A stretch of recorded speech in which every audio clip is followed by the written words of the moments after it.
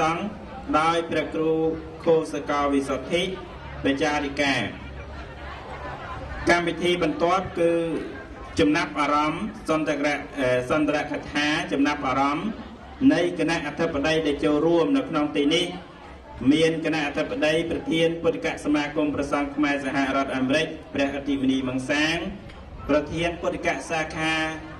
ពុទ្ធិកសមាគមព្រះសង្ឃខ្មែរសហរដ្ឋអាមេរិកសាខាតំបន់ New England ព្រះធម្មថេរោសែមសរិនប្រធានសាខាពុទ្ធិកសមាគមព្រះសង្ឃខ្មែរសហរដ្ឋអាមេរិកតំបន់ Alabama Georgia Kentucky និង Tennessee ព្រះខេមរៈរាខេតកែវមនីប្រធានសាខាពុទ្ធិកសមាគមព្រះសង្ឃខ្មែរសហរដ្ឋអាមេរិកតំបន់ Washington State Oregon ព្រះកេសរៈវិនិយោសួនកុសលហើយនិងអនុប្រធាននៃពុទ្ធិកសមាគមព្រះសង្ឃខ្មែរសហរដ្ឋអាមេរិកព្រះបញ្ញាបតិបោបាទសុផលពីដើមនៅម៉ោងបន្ទាប់ម៉ោង 3:20 នាទីកាត់ខ្សែបូសម្ពោធឆ្លងរបងវត្តហើយនឹងសម្ដែងរបាំក្ងោកបៃលិនបញ្ចប់កម្មវិធីនិងផ្សាយមេត្តាចិត្តតាក់ទងព្រះពុទ្ធសាសនាណាដូច្នេះសូមរតនាប្រធេរានុធេរៈគ្រប់ព្រះអង្គទាំងអស់ទៀតណានិមន្តចូលកាន់មហារោងវិញឥឡូវដល់ពេលដល់វេលាហើយព្រះគ្រូចារិកាយាងសុចិត្តថាលោកអត់គិតថាមានមិនអីគឺម៉ោងប៉ុន្មានដាក់ម៉ោងប៉ុណ្ណឹងតែម្ដងគ្រប់តាមម៉ោងអាមេរិកកាំងណាអរគុណច្រើនដូច្នេះ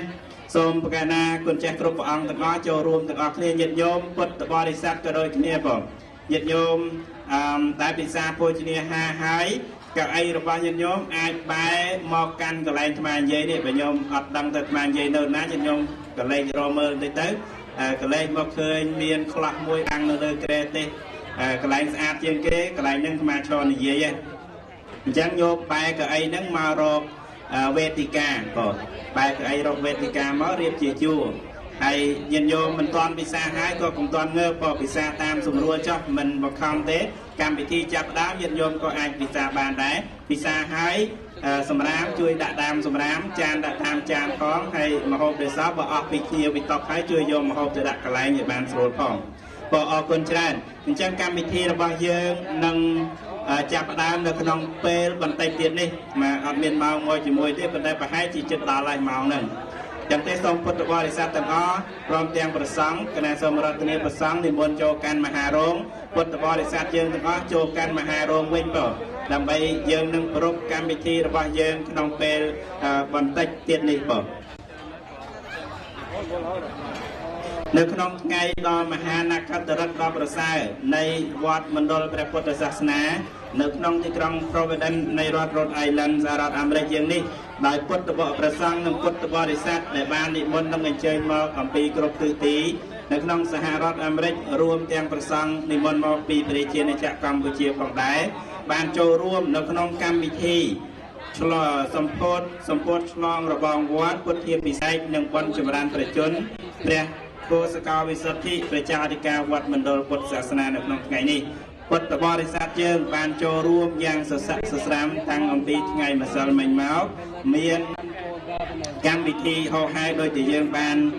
ដឹងរួចទាំងអស់គ្នាហើយកម្មវិធីនៅក្នុងថ្ងៃនេះទៀតសោតបានស្រោចស្រពសកុណវារីប្រកេនដល់ព្រះចៅអធិការព្រះគោសកោវិសុទ្ធិប្រកេនពលហើយនឹងវេដាឆ្លងស្ដាប់ធម្មទេសនាជាដើមប្រកប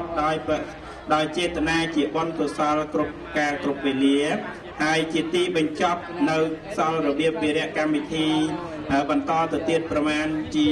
2ឬក៏3ម៉ោងនៅក្នុងឱកាសពេលនេះ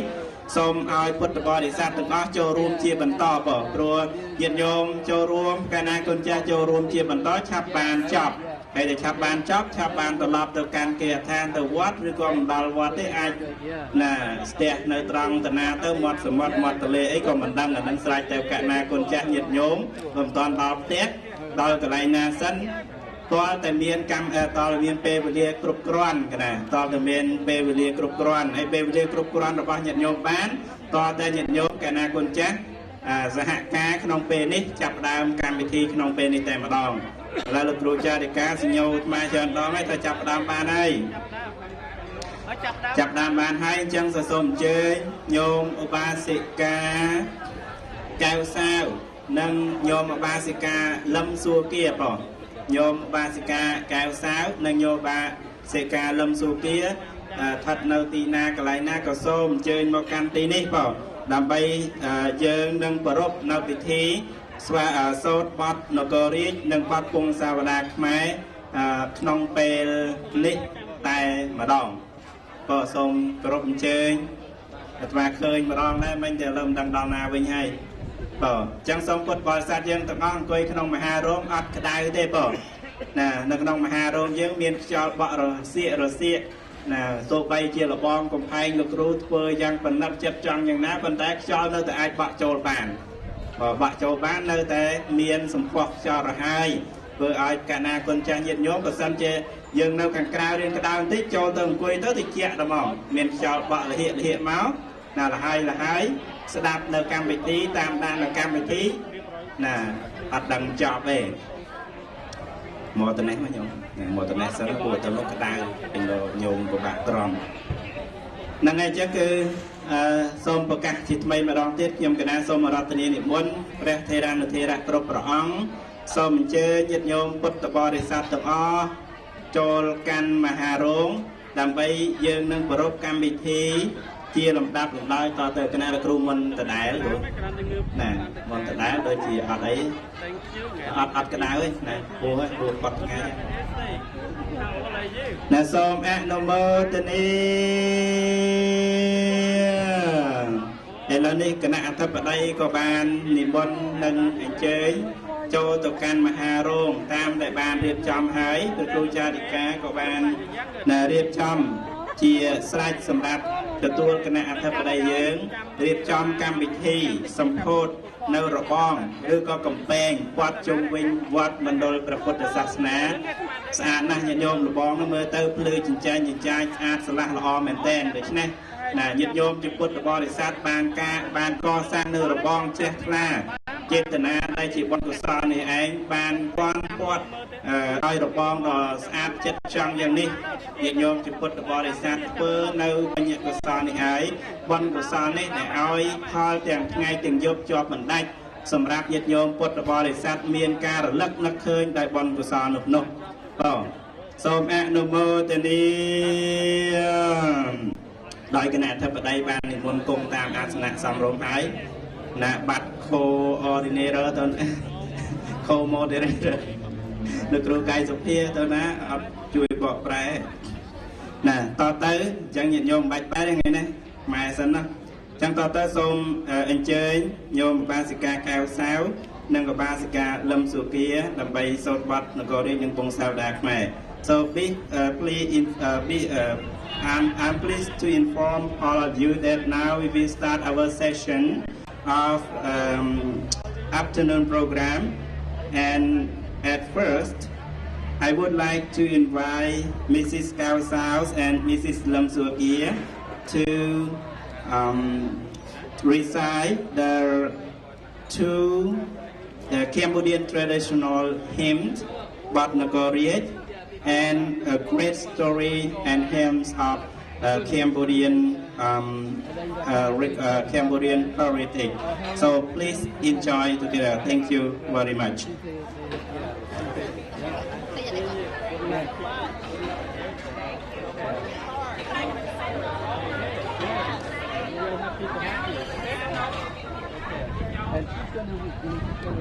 Som Pua Te Bada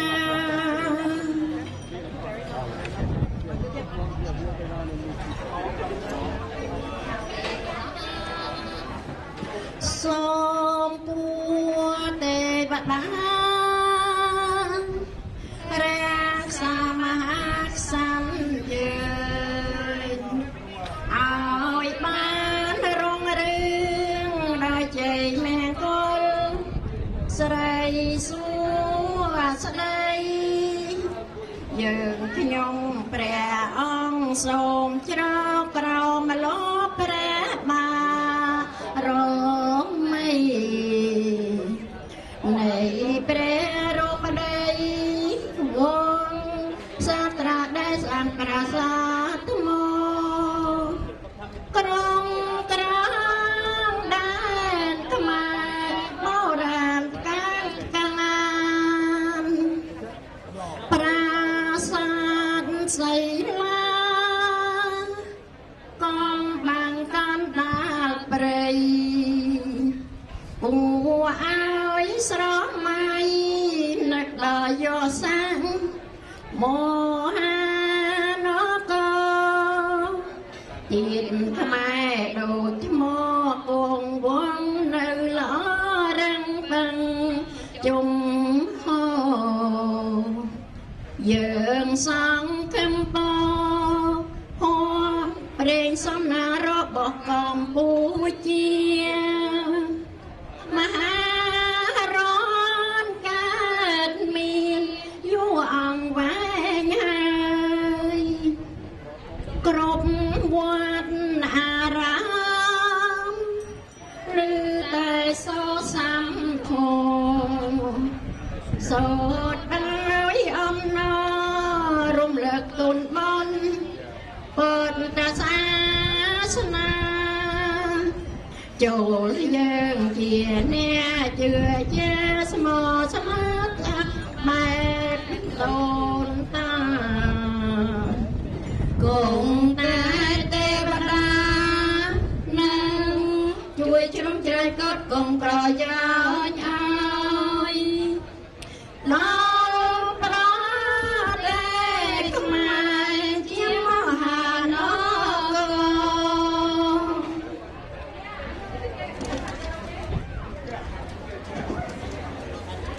អនុមោទនីបទបន្ទាប់គឺបទពងសាវតាខ្មែរតោមគ្រប់ជ័យម៉ែអើយចូលចាប់អវត្តដូចចាំយ៉ាងថាតាមបងសាវតាបានចាំ5ថាពូជខ្មែរឆ្កាទឹកដីខ្មែរធំទូលំទូលីសំសាយរងរឿងកែតែងលើកដំការដំកលជាតិយើងចាន់ដងឡើងជាជាច្បងអរិយធម៌គង់ពួយឆាវឆាយបានចេញសំសាយគ្រប់ទិសទាំងឡាយចុងបពីសាសនាសិល្បៈចំឡាំងវិចិត្រគំនិតសិក្សាដល់ត្រីទស្សនវិជ្ជាព្រះពុទ្ធសាសនាជាកលការខ្មែរស្ដាយទៅខ្មែរអើយចូលស្ដាប់សាវតា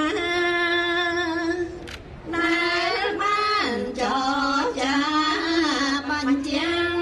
5ថាពូជខ្មែរថ្កា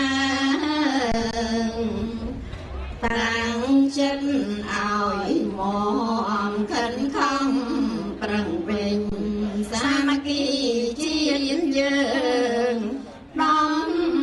ឡើយនៃជាតិខ្មែរយើងឲ្យបានរងរឿងជាថ្មីឡើងតាមសាវតា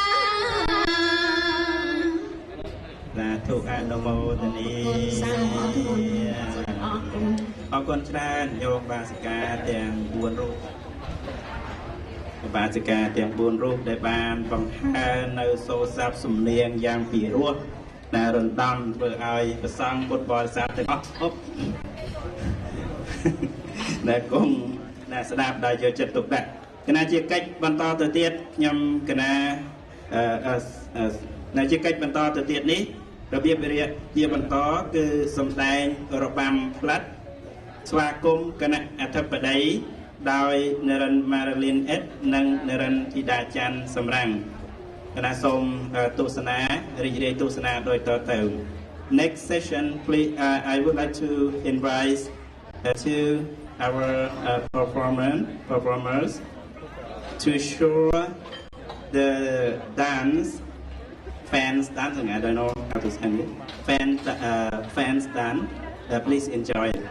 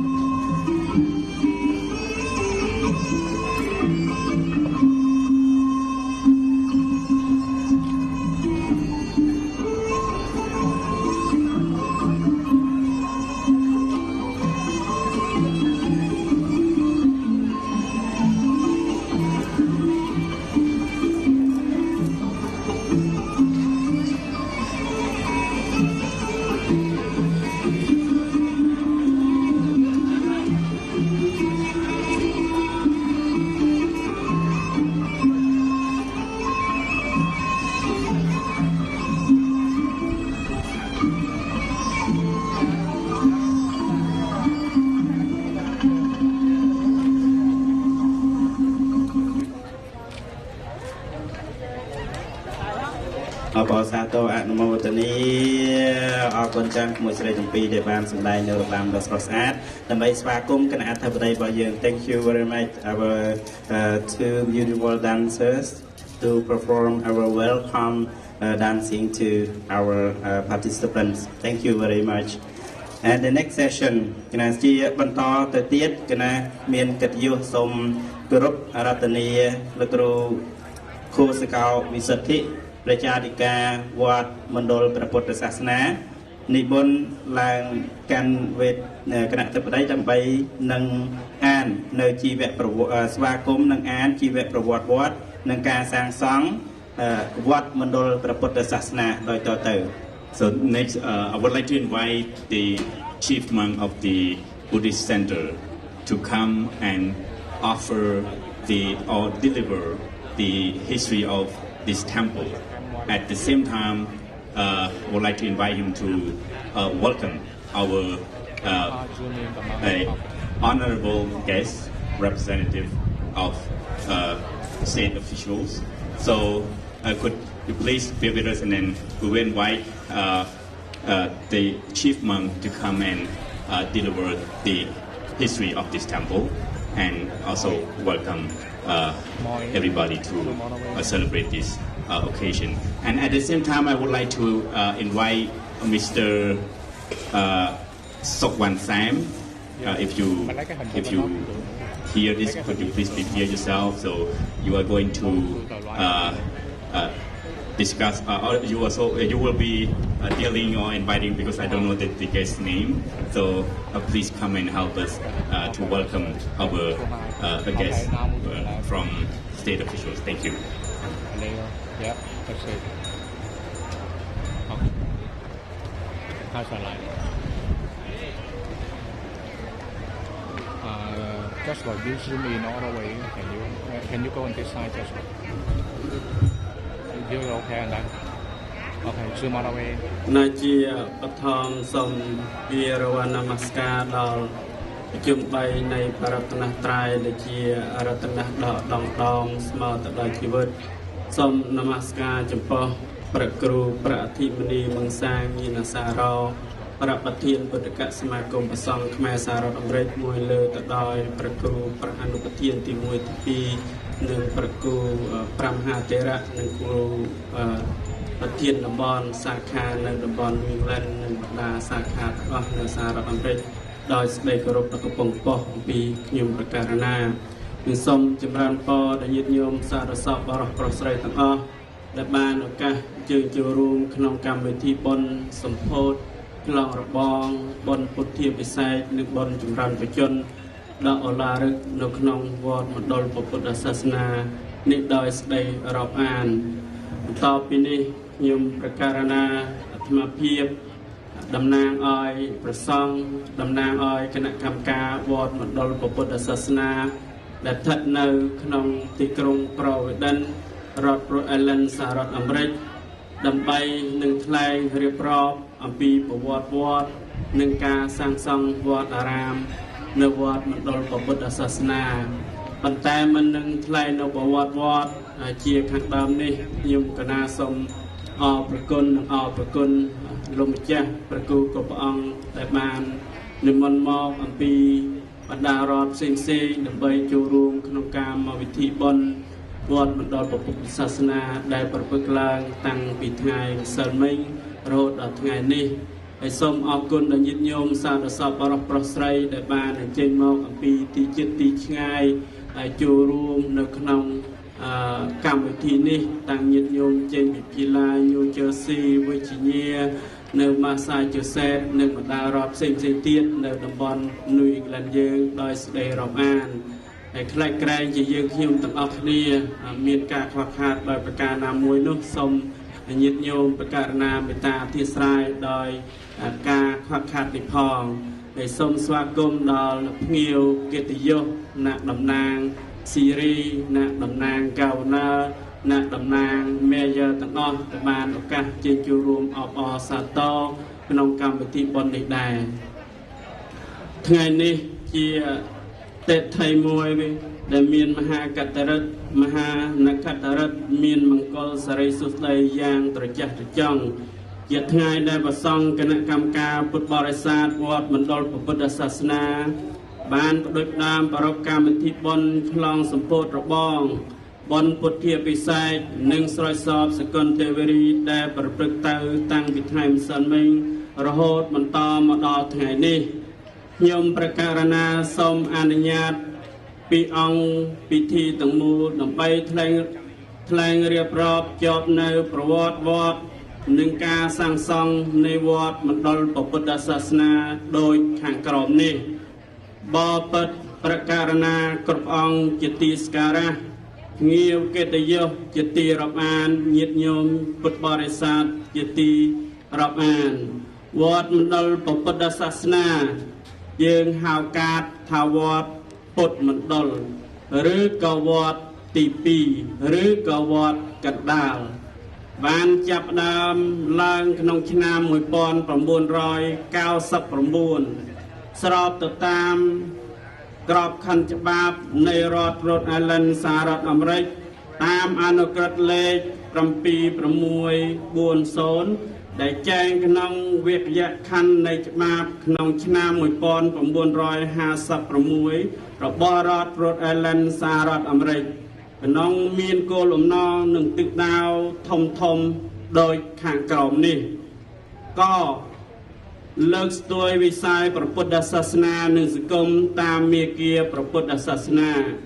ខថែរក្សាទំនៀមទម្លាប់ប្រពៃណីរបស់ខ្មែរដោយមានការបង្ហាត់បង្រៀន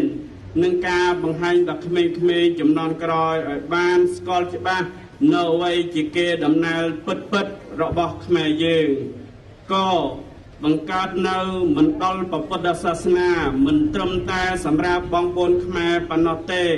តែបង្កើតឡើងនេះគឺសម្រាប់បម្រើប្រយោជន៍ដល់សាធារណជនទូទៅដែលចង់រៀនចង់ដឹងចង់អនុវត្តនូវធម៌ពិតរបស់ព្រះសម្មាសម្ពុទ្ធបរមគ្រូនៃយើងខបង្កើតឲ្យមានថ្នាក់បង្រៀនភាសាខ្មែរងបង្កើតឲ្យមានការបោះពុម្ពផ្សាយប្រតិបត្តិផ្សេងៗទាក់ទងនឹងសាសនានិងវប្បធម៌សហការគាំទ្រដល់វត្តជាសមាជិករបស់ពុទ្ធិកសមាគមព្រះសង្ឃខ្មែរសហរដ្ឋអាមេរិកក្នុងការថែរក្សាទំនៀមទម្លាប់ព្រះពុទ្ធសាសនានិងវប្បធម៌របស់ខ្មែរបង្កើតតំណែងតំណងទៅដល់គ្រប់អង្គការនានាក្នុងការស្វែងរកថវិកាដើម្បីពង្រីកមូលដ្ឋាននៃវត្តមណ្ឌលពុទ្ធសាសនាយើងឲ្យបានរុងរឿងវត្តមណ្ឌលពុទ្ធសាសនាបានផ្លាស់ប្ដូរពីកន្លែងរួចមកហើយទីកន្លែងទី1ដំបូងដែលមានអាស័យដ្ឋានប្រទេសនៅ19119 Wendell Street Providence Rhode Island សម្រាប់ឲ្យពុទ្ធបរិស័ទធ្វើបុណ្យទានតែមិនយូរប្រមាណក៏ត្រូវបានអគ្គិភ័យឆាបឆេះអស់យ៉ាងដំណំស្ទើរតែទាំងស្រុងហេតុនេះព្រះសង្ឃគណៈកម្មការនិងពុទ្ធបរិស័ទបានស្វែងរកទីកន្លែងថ្មីមួយផ្សេងទៀតដើម្បីធ្វើការសាងសង់ឡើងវិញកន្លែងទី2នេះបានជាវក្នុងឆ្នាំ2002ដែលមានអាស័យដ្ឋាននៅ157-159 West Clifford Street Providence Rhode Island អ្វីត្បិតតែទីកន្លែងថ្មីនេះដល់ឱកាសឲ្យពុទ្ធបរិស័ទធ្វើបុណ្យផ្សេងតែនៅមានឧបសគ្គដូចជាកន្លែងចតឡានចង្អៀតទីកន្លែងប្រកកម្មវិធីបុណ្យក៏មិនធំទូលាយជាហេតុធ្វើឲ្យមានការលំបាកដល់ពុទ្ធបរិស័ទនិងសប្បុរសក្នុងការបំពេញបុណ្យកុសលផ្សេងដូច្នេះខ្ញុំប្រកាសណាអាត្មាភាពភិក្ខុខោសកលវិសុទ្ធិយាងសុចត្រាជាប្រជាតកានិងប្រសង់ព្រមទាំងគណៈកម្មការនិងគណៈកម្មការចន្ទ្រាយមានលោកអតីតប្រធានសោធារួមជាមួយនឹងពុទ្ធបរិស័ទបានមូលមតិគ្នាស្វែងរកទីកន្លែងថ្មីទៀតឲ្យបានសមរម្យងាយស្រួលនិងផ្ដល់លទ្ធភាពដល់ឱកាសឲ្យពុទ្ធបរិស័ទសាសនិកជនដើម្បីធ្វើបុណ្យ ប្រសងនឹងគណៈកម្មការបានពឹងរកលោកមើយសុផាយជាភ្នាក់ងារលោកអចលនៈទ្របឲ្យជួយរកកន្លែងថ្មីដោយសារសំណាងល្អបានរកឃើញកន្លែងដ៏សមគួរមិនឆ្ងាយពីកន្លែងទី2ប្រមាណគឺក្បែរនៅ8ក្បែរ Rhode Island យើងនេះទីតាំងថ្មីនេះដែលមានអាសយដ្ឋានផ្លូវធំគឺ252 Public Street Providence ហើយផ្លូវខាងមុខនោះផ្លូវបត់ចូលវត្តគឺជាផ្លូវ Temple Street ត្រង់នេះចង់បញ្ជាក់ឲ្យឃើញថាវត្តមណ្ឌលពុទ្ធសាសនាយើងមានផបសំណាងមានបុណ្យមានកុសលយើងបានជាវកន្លែងថ្មីនេះហើយមានផ្លូវវត្តជាស្រេចដែលគេសន្មតឈ្មោះថាផ្លូវ Temple Street យើងប្រែជាខ្មែរថាវិថី Temple ឬក៏វិថីវត្តញាតិញោមផ្លូវបត់ចូលខាងនោះមកចូលមកដល់វត្តយើងគឺជាផ្លូវ Temple Street យើងមានសំណាងមានបុណ្យមានកុសលច្រើនយើងបានមកជាវកន្លែងនេះហើយយើងមានផ្លូវវត្តស្រេចដោយយើងមិនបាច់សុំច្បាប់អនុញ្ញាតដើម្បីសុំផ្លូវជាវត្តនៅកន្លែងញាតិញោមដែលខោនៅទីនេះគឺយើងបានជាវឡើងក្នុងថ្ងៃទី16ខែវិច្ឆិកាឆ្នាំ2011ទីកន្លែងថ្មីនេះបានផ្លាស់ប្ដូរនឹងការបង្កើតព្រឹត្តិការណ៍ជាប្រវត្តិសាស្ត្រសំខាន់ធំចំនួន3ទី1បន្តពីបានជួសជុលនិងមានច្បាប់ប្រើប្រាស់ស្រេចនៅក្នុងខែមិថុនាថ្ងៃទី22ដល់ទី23គ្រិស្តសករាជ2013ប្រសង់គណៈកម្មការបានរៀបចំបុណ្យបញ្ចុះខណ្ឌសីមាសម្ពោធដាក់ឲ្យប្រើប្រាស់ជាសម្បត្តិព្រះពុទ្ធសាសនាកណ្ដាលនោះមានបាននិមន្តប្រសង់ចំនួន45អង្គដែលបាននិមន្តពីបណ្ដារដ្ឋក្នុងសហរដ្ឋអាមេរិកនិងពីប្រទេសកម្ពុជាព្រមទាំងបានអញ្ជើញសប្បុរសជនគណៈអធិបតីនៅ Rhode Island យើងនេះជើញចូលរួមក្នុងកម្មវិធីនោះផងដែរការជាអគារនិងជួសជុលអគារនេះចំណាយថវិកាថ្នាក់ដំបូងគឺដំណាក់កាលទី1ចំណាយទាំងថ្លៃជាវទាំងថ្លៃជួសជុលគឺអស់$53,6316 គឺអស់$53,6316 សហរដ្ឋអាមេរិកដំណាក់កាលទី2ឆ្នាំ2017ត្រូវនៅថ្ងៃទី16ដល់ថ្ងៃទី18ខែមិថុនាវត្តមណ្ឌលព្រះពុទ្ធសាសនាបានប្រារព្ធកម្មវិធីបុណ្យសំខាន់ចំនួន2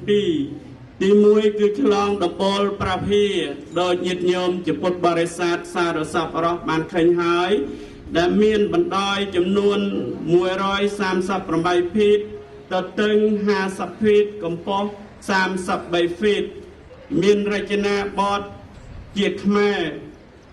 ដោយប្រការណានិញាតិញោមសប្បុរសជនបានឃើញស្រាប់នៅក្នុងឱកាសនេះការចំណាយការសាងសង់នៅតាំងកបោក្បាច់រចនានិងគ្រឿងដំបូលគឺចំណាយអស់$35,100ព្រមទាំងមានបុណ្យពិសេសមួយទៀតគឺបុណ្យពុទ្ធាពិសេសព្រះពុទ្ធរូបចំនួន15អង្គធ្វើអំពីថ្មដែលបានជាវពីខេត្តពោធិ៍សាត់ប្រទេសកម្ពុជាបុណ្យទាំងពីរនេះបានអរតនីប្រសង់ពីបណ្ដារដ្ឋនិងមកពីប្រទេសកម្ពុជាចំនួន57អង្គ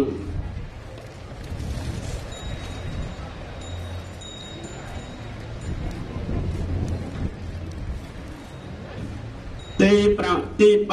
រឹត្តិការណ៍ដែលមិនធ្លាប់មានក្នុងទសវត្សរ៍នៃការបង្កើតវត្តមណ្ឌលព្រះពុទ្ធសាសនាគឺការប្រារព្ធបុណ្យសម្ពោធឆ្លងរបងដោយញាតិញោមជាពុទ្ធបរិស័ទបានឃើញរបងនេះយើងបានធ្វើចំនួន41ប្រឡោះមួយប្រឡោះគឺ10 feet កម្ពស់6 feet ដែលមានរចនាបថខ្មែរមានរូបកងចក្រតំណាងឲ្យអថង្គិកមៈតាំង8ដែលជាផ្លូវនាំទៅកាន់ព្រះនិព្វាននិងរូប ទេប្រណមតំណាងឲ្យភាពស្លូតបូតការគោរពបូជារបងនេះបានចាប់ដើមសាងសង់ពីខែមេសាឆ្នាំ2019បានរួចជាសាពរដើមឆ្នាំ2021ការចំណាយតាំងជួសជុលរបងផ្នែកខាងក្រោមនិងការបំពាក់ក្បាច់ដាក់ភ្លើងព្រមទាំងចំណាយផ្សេងសរុបថវិកាចំនួន$22,7589 គឺចំណាយ$22,7589 ប្រធេរានុធេរៈនិងញាតិញោមពុទ្ធបរិស័ទជាទីរាប់អានការចំណាយទាំង3ដំណាក់កាលចាប់តាំងពីការជាវគារហូតដល់បានការជួសជុលការឆ្លងនៅក្នុងឱកាសនេះចំនួន8ដំណាក់កាលនេះគឺការចំណាយអស់ថវិកាចំនួន$1,114,500គឺ$1,114,500ក្នុងនាមខ្ញុំប្រកាសណាតំណាងឲ្យប្រសង់តំណាងឲ្យគណៈកម្មការនៃវត្តមណ្ឌលពុទ្ធសាសនា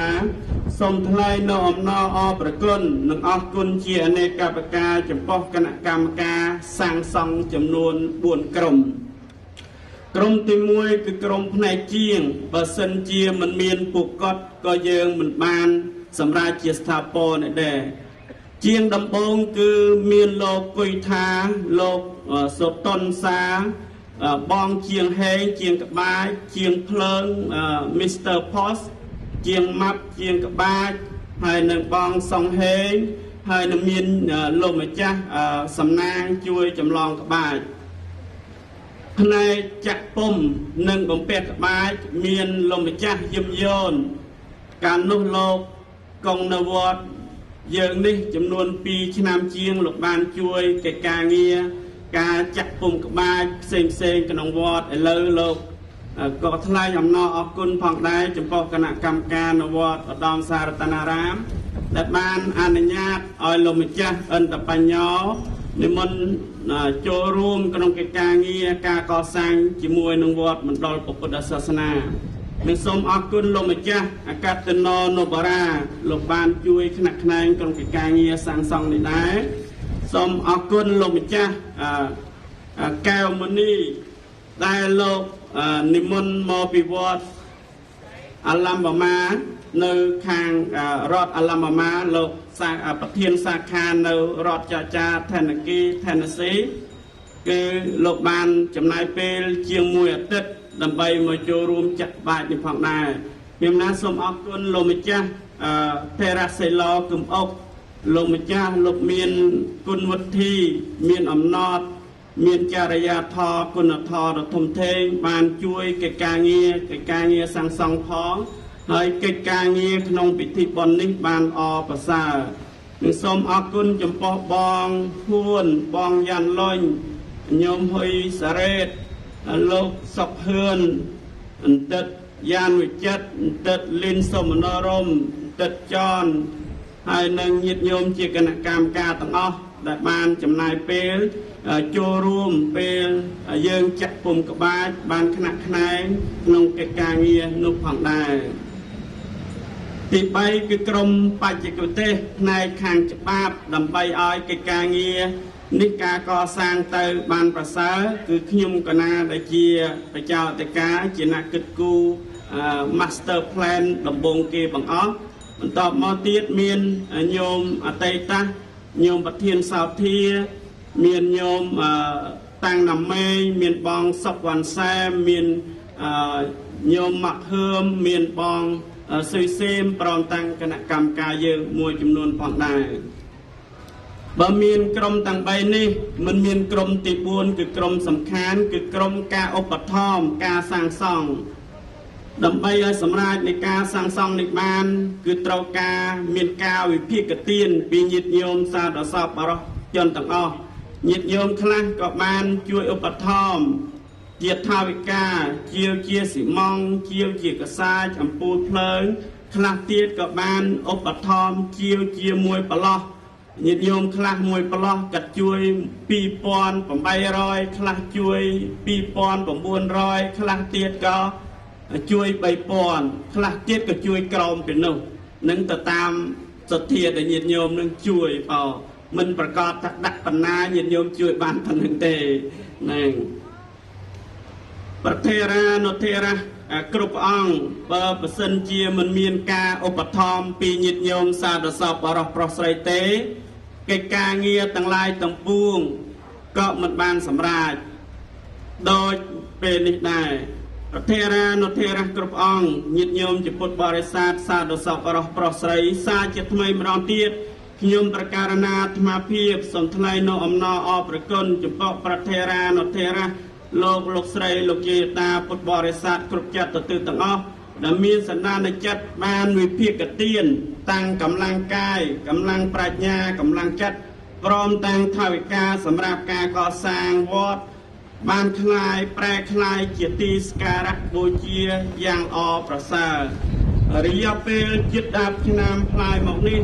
វត្តមណ្ឌលពុទ្ធសាសនាជាវត្តរបស់យើងទាំងអស់គ្នាមានការកសាងឡើងមានការរីកចម្រើនបានសមរម្យតាំងផ្នែកការអប់រំតាំងផ្នែកការសាងសង់ផ្សេងៗដើម្បីជាប្រយោជន៍ដល់ប្រជាពលរដ្ឋខ្មែរយើងនៅសហរដ្ឋអាមេរិកគោលបំណងក្នុងឆ្នាំ2023ខាងមុខនេះនឹងបន្តការសាងសង់ខ្លងទ្វារបន្តទៀតដោយរងចាំដាក់ក្បូរក្បាច់រចនា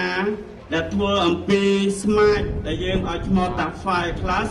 ពីប្រទេសកម្ពុជាដែលកំពុងតែធ្វើមិនទាន់បានរួចរាល់វត្តមណ្ឌលពុទ្ធសាសនាការកសាងខ្លងទ្វារនេះមានបណ្ដោយ20 feet កម្ពស់33 feet បើយើងគិតជា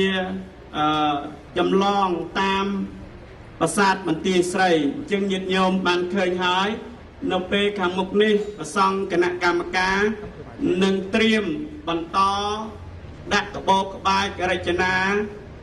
ឲ្យបានសមរម្យហើយក្បូរក្បាច់រចនាដែលយើងធ្វើគឺយើងចម្លងតាមក្បូរក្បាច់រចនានៅប្រាសាទបន្ទាយស្រីហើយឡូវនេះប្រសង់គណៈកម្មការឲ្យជាងគេកំពុងធ្វើសង្ឃឹមថាឆ្នាំក្រោយនេះយើងនឹងបន្តការសាងសង់ហើយនឹងមកពាក់ក្បាច់នឹងបន្តទៅទៀត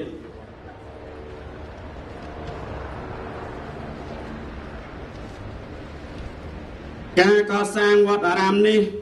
គឺសម្រាប់ឧទ្ទិសប្រយោជន៍ព្រះពុទ្ធសាសនានិងបម្រើសង្គមទូទៅនៅលើទឹកដីសហរដ្ឋអាមេរិកនេះដោយមិនប្រកាន់និន្នាការនយោបាយជាតិសាសន៍វណ្ណៈពណ៌សម្បរបកពួកណាមួយឡើយថ្ងៃនេះវត្តមណ្ឌលពុទ្ធសាសនាមានកិត្តិយសដកដងឧត្តម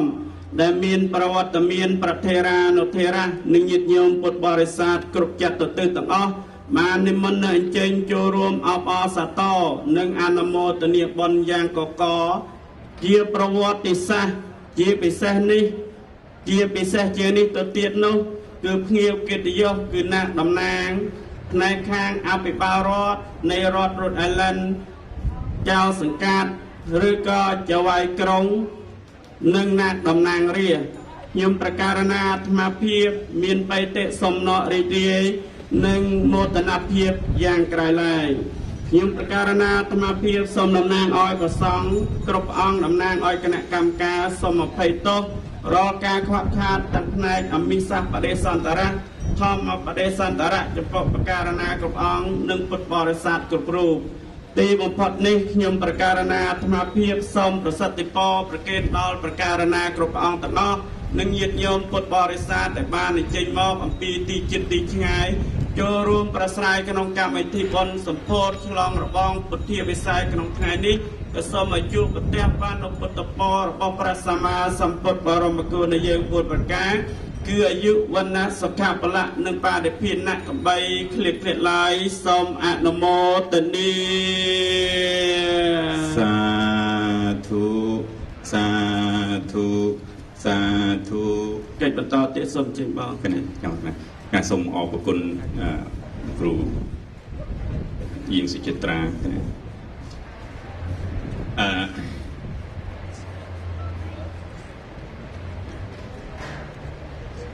Good afternoon.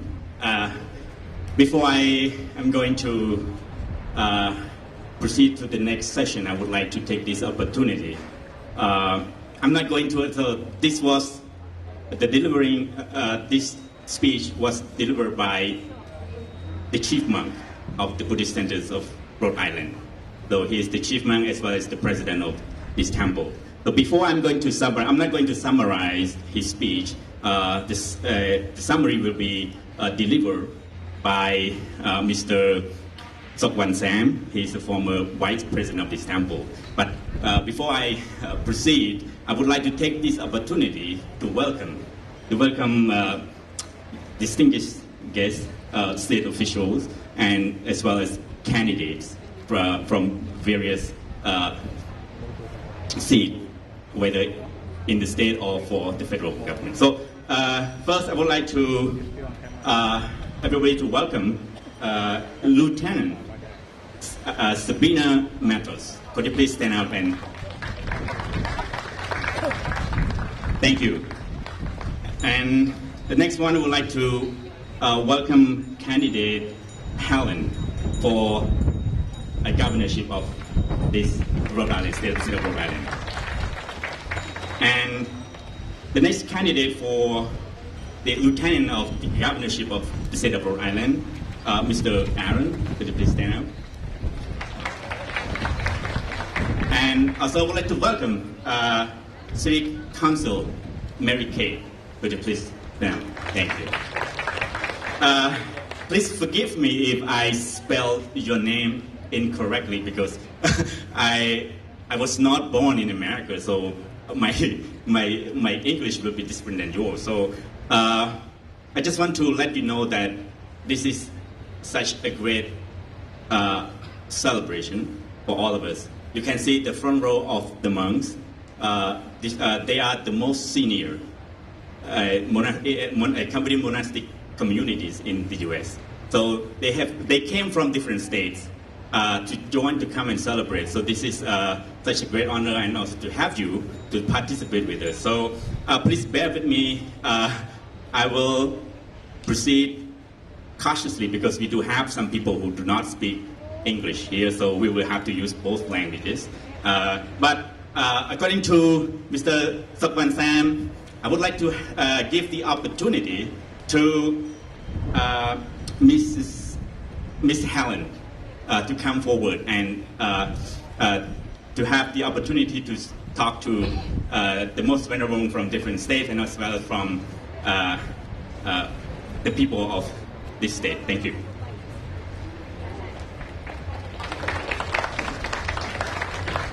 Good afternoon. I am so honored to be here with you. Thank you very, very much for having me. Welcome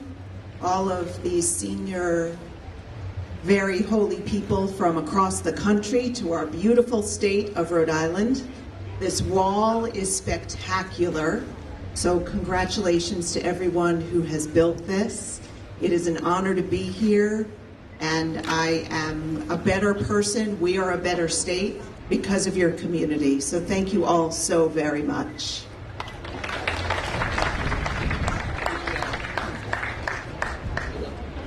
So the next session, I will give this stage to the official members of this temple, of the committees. So I would like to invite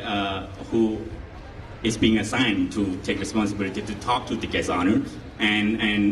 then we will proceed with the next step. So I would like to invite Mr. Sokwan Sam, and then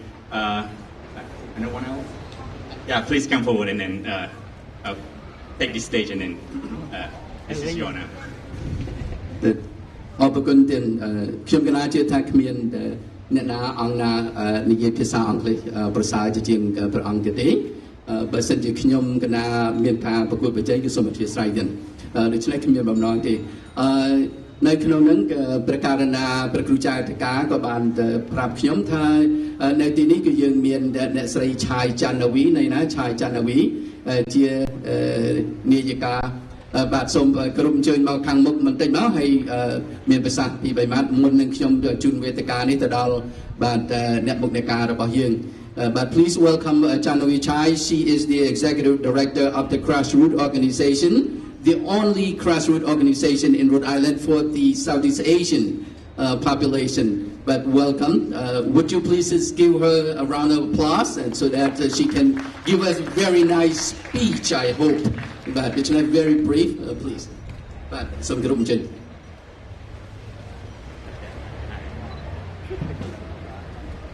He does put me on the spot, so I am going to begin with the English version and then I'll translate into Khmer. And I do apologize that my Khmer is very limited. I came to this country at a very young age, so the language skills has been lost throughout that time. And so the English language become the most predominant. Thank you, Abbot Venerable Sechedra, who I call Lupaon, to build this beautiful temple for all, not just the Southeast Asian and the Cambodian people that came and practiced this beautiful and peaceful and harmony religions, but it's also in our history to put a mark onto a place where we call home. For myself, I came here after the fall of the Vietnam War, just like everybody else. And as a child grown up in this country, we have struggled to learn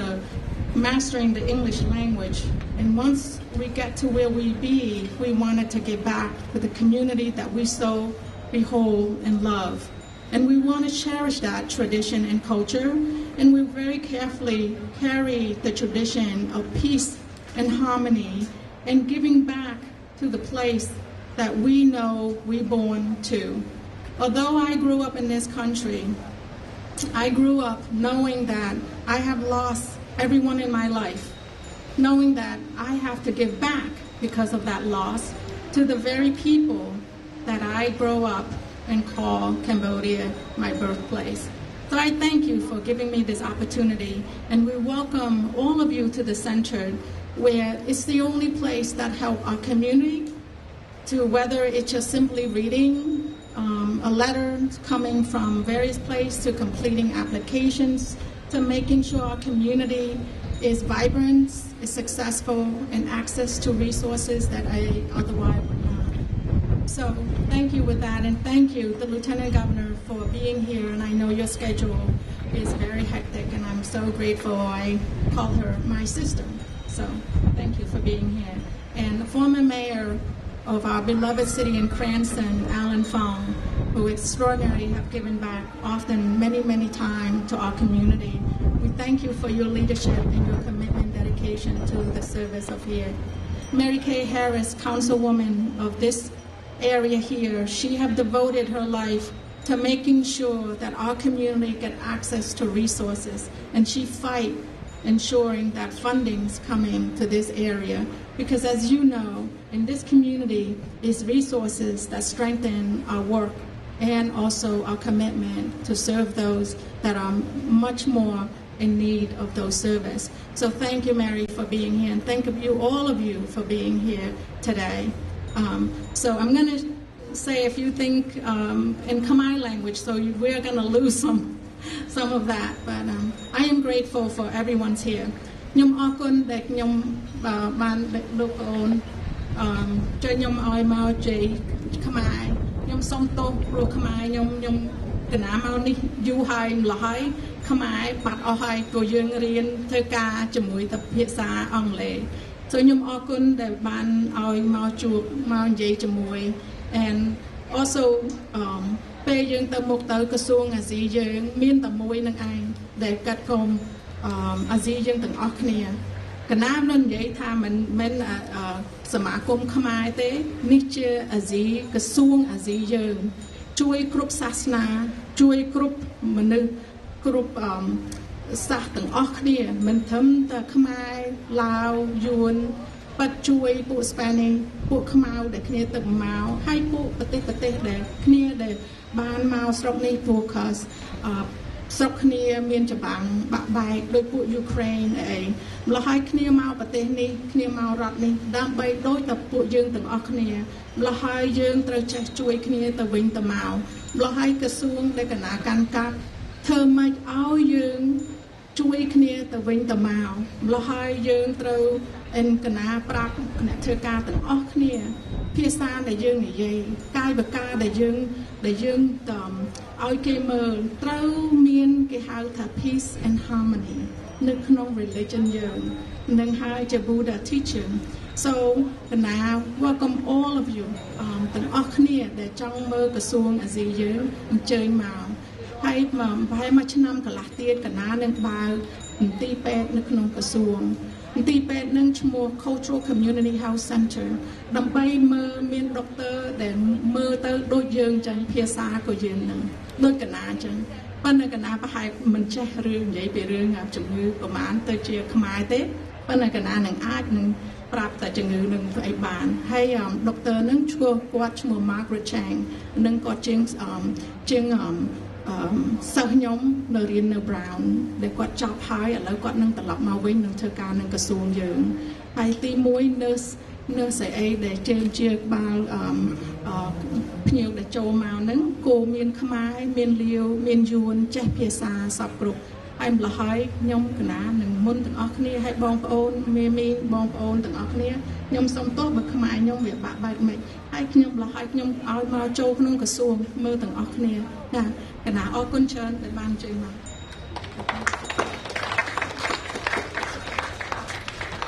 I'm very sorry, truly sorry. តាមការเป็นខ្ញុំប្រកាសណាខ្ញុំបានអរគុណណាស់ទៀតដែលបានអ្នកស្រីអញ្ជើញមកចូលរួមនៅក្នុងកម្មវិធីរបស់យើងទោះបីថាភាសាខ្មែរបាក់បែកក៏ពិតមែនប៉ុន្តែយើងទាំងអស់គ្នាមិនបាក់បែកទេមកជួបជុំគ្នាដូច្នេះយើងនិយាយភាសាទោះបីថា word broken ក៏ពិតមែនក៏ប៉ុន្តែយើងមិនមែន broken ទេបាទដូច្នេះវាសំខាន់នៅត្រង់កន្លែងហ្នឹងបាទអញ្ចឹងមុននឹងជំរាបបន្តទៀតហើយនឹងប្រគល់ប្រគេនសិទ្ធិនិងទូនាទីទៅដល់ព្រះករុណាពីព្រះអង្គនៅខាងក្រៅខ្ញុំព្រះករុណាខ្ញុំកណាក៏សូមធ្វើការសង្ខេបបន្តិចអំពីប្រវត្តិវត្តរបស់យើងបើសិនជាមានការខ្វះខាតមិនបានពិស្ដារដោយព្រះករុណាព្រះអង្គម្ចាស់ជាព្រះប្រធាននោះទេក៏ប៉ុន្តែខ្ញុំកណានឹងក៏រាយរាប់ត្រួសដើម្បីឲ្យបងប្អូនដែលអត់ចេះភាសាខ្មែរដូចយើងភាសាអង់គ្លេសនឹងក៏បានយល់ផងដែរ I just would like to sum up a little bit for the brief of the history of our temple where it came from why it's being built so for those of who like a broken Khmer could understand where we're coming from and what we are doing here for but this center first started back in 1999 I think that 99 yeah 99 and the first place was not here it's located at one of the resident facility on Wendell Street in Providence and then after the fire destroyed that place and then the second place was established the second place was established in 2002 in 2002 it was West Clifford it's not far from here it's about a few blocks from here and prior to that okay and when we were there's some issue with our parking space and parking spaces and also many other issues so we could not be there and with the leadership of our head monk here and we all have agreed to find a better place so we do find this location with the lead by Mr. Supai Murray and this place was erected then and it was happened this place was bought back in November 16 of 2011 so we have been here with 11 years already yeah so this place is for not only for our Buddhists but also anybody is welcome to be part of this so we are very proud to have this place and this as you can see the wall being built this is a newly built and it's a architect from Cambodia so we established this because we are here not to go anywhere we're here to stay so we would like to have our officials to know and we would like to have your support and we will lend our support back to you and as it's the regular saying in this country you scratch our backs and we scratch yours maybe we scratch yours stronger than you scratch us but just make sure that when we're here, we welcome all of you, and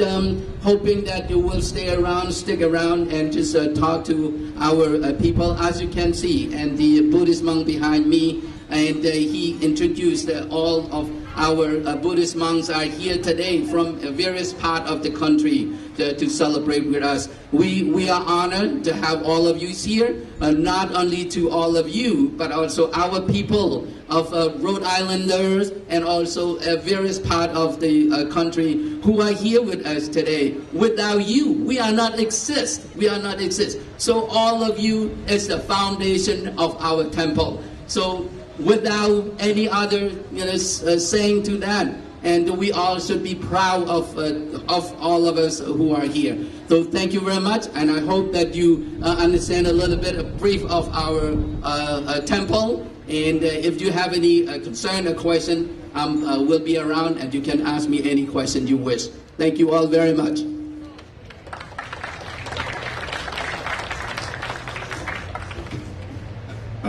សូមអរគុណខ្ញុំសុកវណ្ណសែមហើយជាកិច្ចបន្ត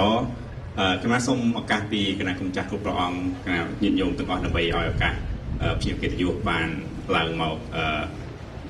មានចំណាប់អារម្មណ៍ខ្លីៗបន្តិចដើម្បីញ៉ាំកម្មវិធីឲ្យប្រព្រឹត្តទៅមុខដោយហេតុតែគាត់បានគាត់មកចូលរួមហើយចឹងសូមឱកាសពីគណៈគុំចាស់គ្រប់ព្រះអង្គ So thank you so much for your patience and just bear with me with the language and the chaotic, because I am just being informed a moment ago that there will be honor guests from state officials, so I don't really prepare for such a chaotic. So thank you anyway. I would like to give these opportunities to our special guests to come forward and say a few words, or you can have up to 5 to 10 minutes to talk to our people as well as to our monastic communities from various states. So first I would like to invite Lieutenant Governor Sabina Matos. Could you please come forward? Thank you. Could you please give her a round of applause for welcoming.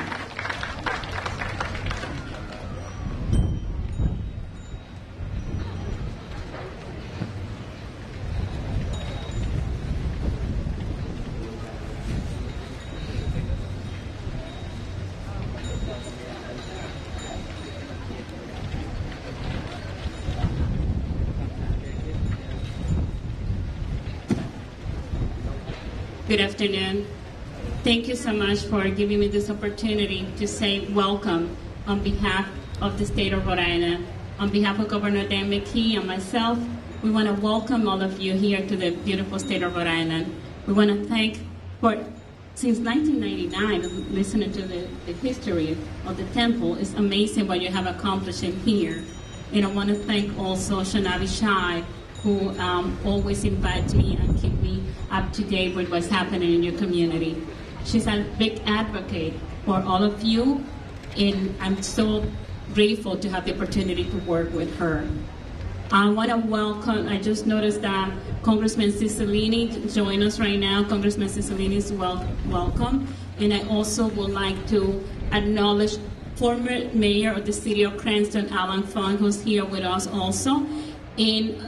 we also had with us Councilwoman Mary Kay Harris that represent this area, and together we have been doing a lot of work to make sure that we improve the quality of life of the people in this neighborhood and in the state of Rhode Island. So on behalf of the state of Rhode Island, I want to thank you for being here and know that the doors are open for all of you. Thank you so much, Lieutenant Governor Sabina Matos, for such wonderful words for all of us. And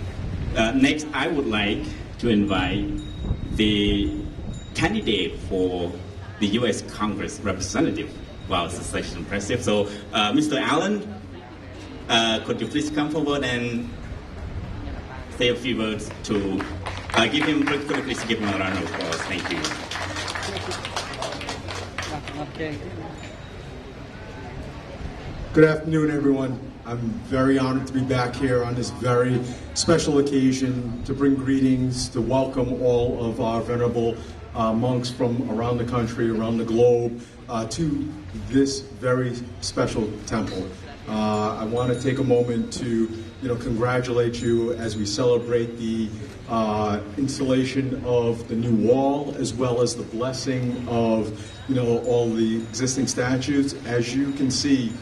this is a part of our community.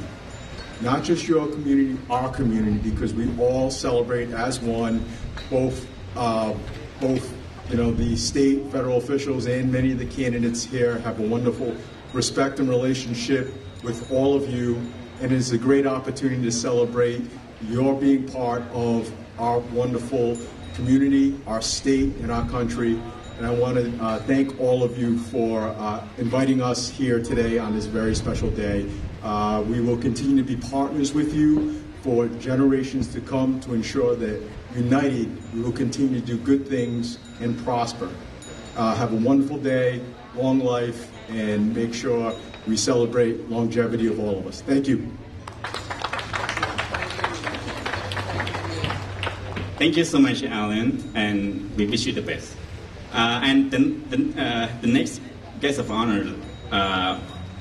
this is such a great honor. We the monks don't really have to talk with the state official or federal officials, especially the representatives. So next, I would like to invite the U.S. Congress Representative David Cicilline.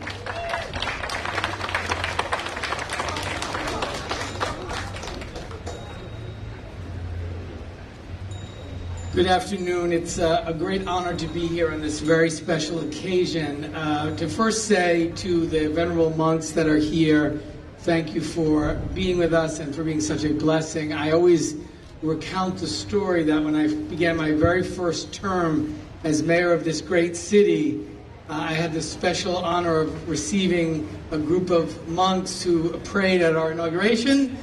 You were one, and it brought me great blessings from that day forward. And so I thank you for all that you do, not only for this community, but for our city and for our country. Congratulations on the beautiful wall that we are celebrating today.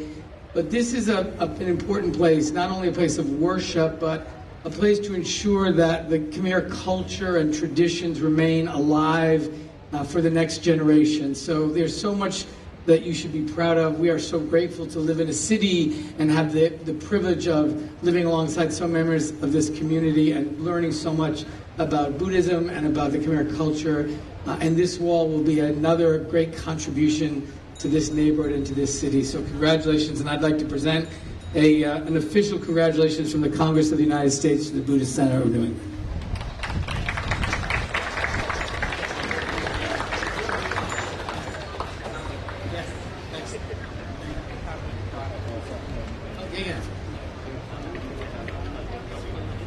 Okay.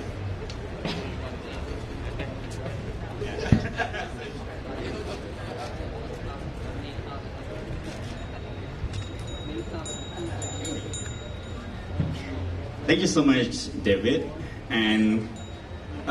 so I'm going to proceed to the next guest of honor, Mr. Aaron, the candidate for the lieutenant governorship. So if he's around. Oh, he left. Oh, okay. Thank you. So so the next one would be City Councilor Mary Kay. She's so left. Okay, that's okay. So thank you so much for coming, and it is such a great honor for all of us. It doesn't mean only for these Buddhist communities, but for the Cambodian Buddhist communities across the U.S. Because I just want to let you know that the monks who are sitting beside you, they are all from various states, such as Minnesota, Arizona, Rhode Island, Tennessee, Kentucky, California, Georgia, Kentucky, and so many other states. I couldn't remember all the states, but we all work together. And then also I would like to let you know that we just newly formed the so-called Cambodian Buddhist Monk Society in the U.S. So we work together. We want to work together across the monastic communities and as well as the communities across the U.S. because we have Cambodian American people living in different states. So we want to work together so then we can prosper together because we believe in solidarity because solidarity brings us prosperous and happiness. So if you can bear with me, I'm going to invite our senior monks from different states to come up to the stage and deliver a speech to all of you. But they are going to deliver the speech in Cambodian, and I will be responsible for translating the speeches. But I am not quite sure whether I can do it because it's going to be extremely difficult for me. But I will try my best to share with you or summarize the speeches that the most venerable are going to give. So thank you. I'm going to use the two languages. So if you can bear with me, I will proceed with the invitation of the most venerable Athimani Mung Sang, the president of the Cambodian Buddhist Monk Society. ចឹងគណៈកម្ចាស់កម្មវិធីបន្តនេះគឺខ្ញុំគណៈសូមការអនុញ្ញាតនឹងអរតនានិមន្តមិនបានទាំងអស់អង្គទៀតសូមអរតនានិមន្តដំបូងគឺព្រះអធិមនីមង្សាងដែលជាព្រះប្រធាននៃពុទ្ធិកសមាគមព្រះសង្ឃខ្មែរសហរដ្ឋអាមេរិកហើយបន្ទាប់មកនឹងប្រធានតំណាងតំបន់ផ្សេងៗទៀតអញ្ចឹងសូមប្រគេនព្រះគណៈកម្ចាស់គ្រប់ព្រះអង្គដែលជាប្រធានតំណាងតំបន់នីមួយៗសូមមេត្តាត្រៀមហើយសូមប្រគេនថាការដែលរបស់និមន្តមកមានចំណាប់អារម្មណ៍ចូលរួមសូម5នាទីដល់10នាទីទេណាដើម្បីឲ្យទី1បញ្ហាសំខាន់គឺខ្ញុំគណៈបកប្រែមិនថាបកប្រែត្រូវទៅបញ្ហាទី1បញ្ហាទី2គឺថាយូរពេកទៀតអញ្ចឹងសាសូមការអនុគ្រោះអំពីណាព្រះធេរានធេរៈគ្រប់ព្រះអង្គទៀតអញ្ចឹងសូមរដ្ឋាភិបាលនិមន្តព្រះជគុណព្រះអធិមនីមង្សាងដែលជាព្រះប្រធានពុទ្ធិកសមាគមនៃព្រះសង្ឃខ្មែរសហរដ្ឋអាមេរិកគណៈសូមរដ្ឋាភិបាលនិមន្ត So now I would like to invite the most respected venerable, the president of the Cambodian Buddhist Monk Society in USA. He is currently elected as a president. He is the chief monk from Minnesota Temple, which is the biggest temple in the US. So please give him a round of applause.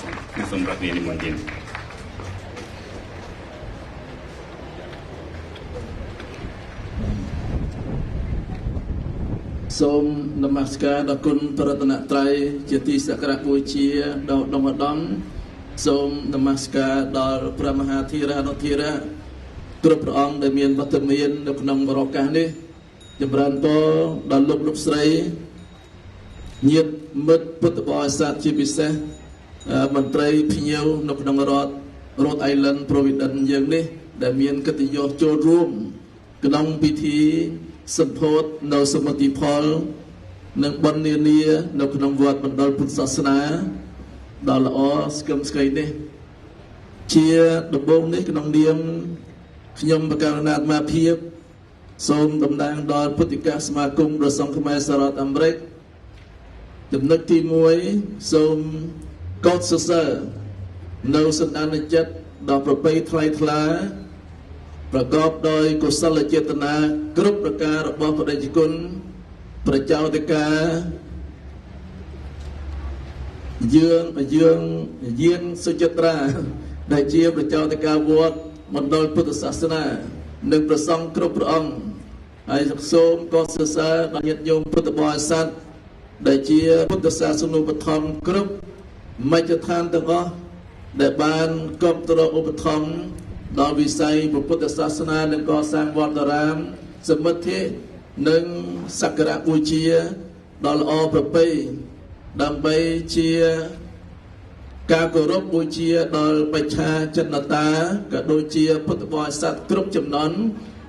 ដល់យើងនៅក្នុងសហរដ្ឋអាមេរិកនេះចំណុចទី2ទៀតខ្ញុំប្រកាសណាត់មកភាពសូមមានការចាប់អារម្មណ៍ដែលយ៉ាងខ្លាំងចំពោះសមិទ្ធផលនិងការកកើតវត្តដែលព្រះតេជគុណគូស្កូវិសុទ្ធិយាងសុចិត្រាបានសហការដល់ប្រពៃជាមួយនឹងគណៈកម្មការពុទ្ធបរិស័ទយើងដែលបានដំណើរការនៃការកសាងវត្តពីដំណាក់មួយទៅដំណាក់មួយឬក៏ពីវត្តតូច រហូតដល់មកវត្តធំហើយស្គមស្កៃដែលមានរចនាបថជាលក្ខណៈតំណាងនៅមុខនិមិត្តរូបនៃវប្បធម៌និងអរិយធម៌ហើយនឹងព្រះពុទ្ធសាសនាហើយជាពិសេសទៀតបានច្នៃប្រឌិតនៅទីកន្លែងដែលមិនជាទីចាប់អារម្មណ៍បានតែជាទីកន្លែងដែល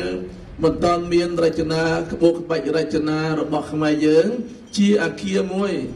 អាចសម្លឹងមើលទៅឃើញថាជាវត្តខ្មែរដ៏ត្រចះត្រចង់ដែលមានក្បូរក្បាច់រចនាដំបូលគួរឲ្យកោតសរសើរមែនទែនហើយមិនត្រឹមតែប៉ុណ្ណោះទេគឺថាបដិជគុណចៅតិកាព្រមទាំងពុទ្ធបរិស័ទប្រសង់យើងបានខ្នះខ្នែងកាន់តែល្អប្រសើរទៀតរៀបចំនៅរចនាក្បូរក្បាច់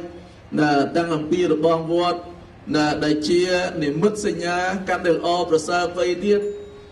ដែលជាតំណាងមាគ៌ានៃពុទ្ធសាសនា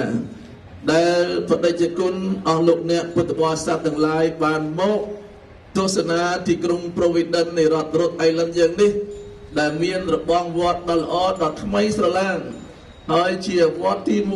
1ដែលបានធ្វើរបងវត្តល្អស្អាតគឺថាមុនគេបើមុនវត្តមុនីសតារាមយើងទៀតហើយវត្តឯទៀតដូចក្រុង Philadelphia កំពុងតែធ្វើរបងវត្តប៉ុន្តែមិនតាន់បានសម្ពោធទេប៉ុន្តែវត្តបណ្ដុលពុទ្ធសាសនារ៉ូដអេឡង់យ៉ាងនេះដែលបានធ្វើសម្រេចនៅជាស្ថាពរដែលយើងមើលក្រឡេកមើលឃើញជាការមួយរបងវត្តនេះគឺមិនធម្មតាទេមិនត្រឹមតែជារបងដែលចាក់គ្រឹះដោយដែកដោយស៊ីម៉ង់ដោយជញ្ជាំងដ៏ក្រាស់ដើម្បីការពារនៅសន្តិសុខសុវត្ថិភាពនិងជាទីសោភ័ណភាពនៃវត្តអារាមប៉ុណ្ណោះទេរបងវត្តបណ្ដុលពុទ្ធសាសនាគឺជានិមិត្តរូបសញ្ញានៃពុទ្ធសាសនាដែលមានកងចក្រជាតំណាងអរិយមគ្គទាំង8មានសម្មាទិដ្ឋិការយល់ឃើញត្រូវសម្មាសង្កប្បត្រេះរិះត្រូវសម្មាវាចាសម្ដីត្រូវសម្មាកម្មបន្តការងារត្រូវសម្មាអាជីវោចិញ្ចឹមជីវិតត្រូវវាយាមោសម្មាវាយាមោព្យាយាមត្រូវសម្មាសតិរលឹកត្រូវនិងសម្មាសមាធិតម្កល់ចិត្តត្រូវជានិមិត្តសញ្ញាដាស់តឿនរំលឹកមិនត្រឹមតែពុទ្ធបរិស័ទជាក្រហមទេគឺពុទ្ធសាសនិកដែលជាប្រសង់គ្រប់ទិសទីទាំងអស់ក្នុងពិភពលោកកាលណាក្រឡេកមើលឃើញនៅសញ្ញាកងចក្រដែលមានអថង្គមៈទាំង8នេះគឺជាមាគ៌ានៃពុទ្ធសាសនាដែលយើងជាពុទ្ធបរិស័ទទាំងប្រសង់ទាំងក្រហមមានការគោរពប្រតិបត្តិដើម្បីស្វែងរកនៅទីរំលត់ទុកគឺព្រះនិព្វានគ្រប់អង្គគ្រប់រូបទៅក្នុងអនាគតកាលដែលជាពិសេសណាស់ហើយដែលមានរូបបដិមាដែលជាទីពឹងទីរលឹកនៃពុទ្ធសាសនិកជនយើងគ្រប់ផ្នែកទាំងអស់នេះគឺជាការចាប់អារម្មណ៍ការកសាងដែលលៀបត្រដាងនៅវប្បធម៌ព្រះពុទ្ធសាសនាហើយមិនត្រឹមតែប៉ុណ្ណោះទៀតយើងសង្ឃឹមថាកិច្ចការរបស់ព្រះចៅតិកាប្រសង់ទាំងអស់ជាមួយនឹងពុទ្ធបរិស័ទគណៈកម្មការលោកអាចារ្យដែលលោកមានមនុស្សសេចចេតនាមានកុសលចេតនានឹងពង្រីកពង្រឹងនៅទីកន្លែងនេះកាន់តែបានសម្រេចជាស្ថាពរដូចជាខ្លងទ្វារវត្តទៅក្នុងអនាគតកាលទៀតជាចុងក្រោយនេះខ្ញុំមកកណ្ដាលក៏សូមសរសើរថា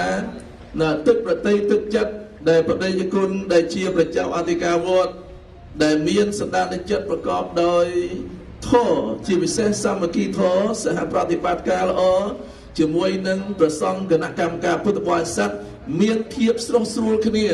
មានភាពល្អប្រសើរជាមួយគ្នាទើបការកសាងនេះបានសម្រេចដោយការរក្សានូវភាពល្អទៅតាមកន្លងនៃធម៌នៃព្រះសម្មាសម្ពុទ្ធបានន័យថាព្រះអង្គប្រកបដោយនិយកធម៌ទាំង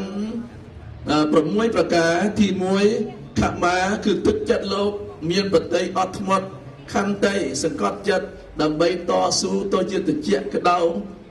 ឬក៏មានភាពលំបាកយ៉ាងណាក៏ដោយគឺថាមានភាពអត់ធ្មត់តស៊ូយ៉ាងខ្លាំងក្រៃលែង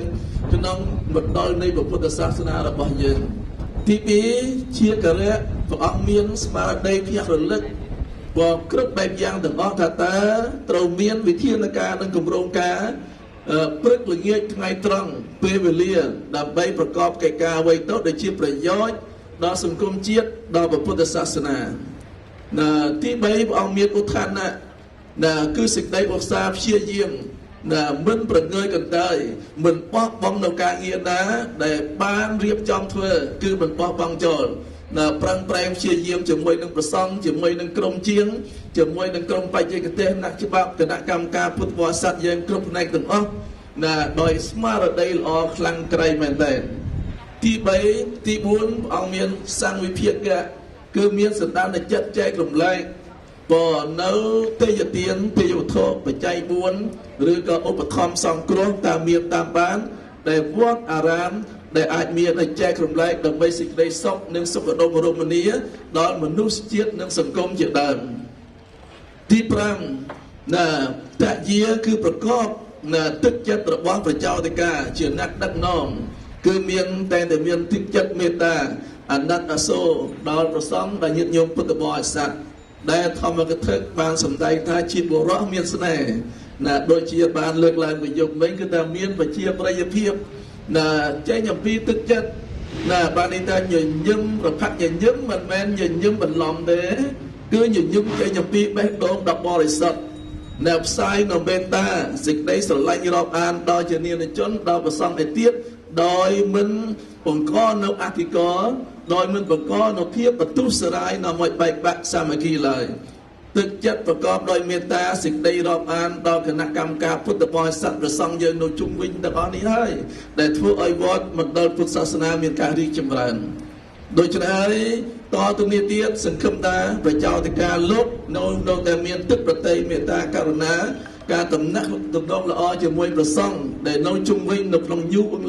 England ក្តីនៅក្នុងសហរដ្ឋអាមេរិកក្តីតំណាក់តំណងល្អជាមួយពុទ្ធបរិស័ទនៅគ្រប់ទិសទីកន្លែងដោយមិនប្រកាន់ហើយមិនត្រឹមតែប៉ុណ្ណោះទៀតក៏មានមនោសញ្ចេតនាសង្គ្រោះប្រោះប្រណីដោយជានាណជនហើយនឹងសហប្រតិបត្តិការជាមួយនឹងរដ្ឋជាមួយនឹងច្បាប់យ៉ាងណាដើម្បីយើងអនុវត្តទៅតាមកាលៈទេសៈនិងស្ថានភាពដែលកើតមានហើយជាចុងក្រោយព្រះអង្គមានអិក្ខណាគឺមានបញ្ញាមុតមានប្រណេតឬក៏មានចក្ខុវិស័យក្នុងការពិចារណាមើលឃើញនៅកំហុសតូចកំហុសធំបានន័យថាការដឹងនៅតូចតូចធំ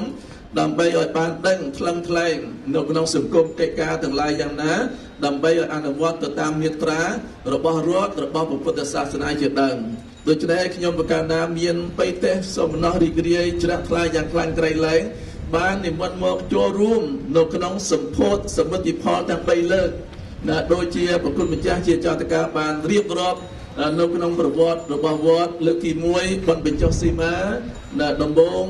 លើកទី2គឺសម្ពោធនៅដំបូល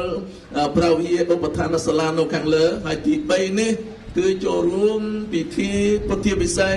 ជាពិសេសប្រោះព្រំប្រសិទ្ធិពរជាយន្តដល់ព្រះគ្រូកោខោសកលវិសុទ្ធិយានសត្រាជាឲ្យបានចម្រើនបច្ចុប្បន្នវែងយឺនយូរហើយមិនត្រឹមតែមកទេមិនត្រឹមតែមានបច្ចុប្បន្នវែងយឺនយូរសូមឲ្យព្រះអង្គនឹងបួសរហូតដល់មួយជីវិតទៀតបួសគុំសឹកបួសរហូតដល់សឹកដោយក្រែងសង្ឃឹមដល់ព្រះអង្គនឹងបម្រើពុទ្ធសាសនាសហការជាមួយញាតិញោមហើយញាតិញោមពុទ្ធបរិស័ទទាំងឡាយក៏ត្រូវជួយលើកទ្រទ្រង់ឧបត្ថម្ភលើកទឹកចិត្តដល់ព្រះគ្រូចៅអធិការគុំតូនណា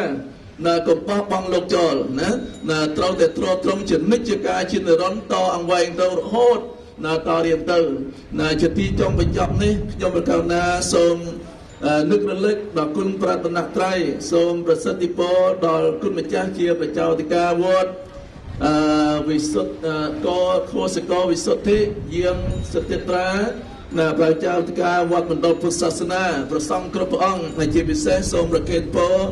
ដល់បដិជគុណព្រះមហាថេរានុថេរៈគ្រប់ព្រះអង្គញាតិញោមពុទ្ធបរិស័ទទាំងឡាយសូមបានប្រកបតែនឹងពរទាំង4ប្រការគឺអាយុវណ្ណៈសុខៈពលៈកុំបីឃ្លៀងក្លាត់ឡើយសូមអនុមោទនា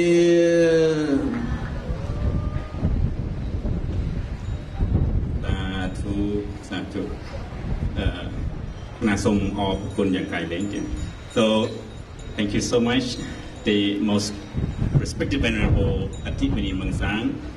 once again, he's the president, the current president of the Cambodian Buddhist Monk Society in USA, and also the chief monk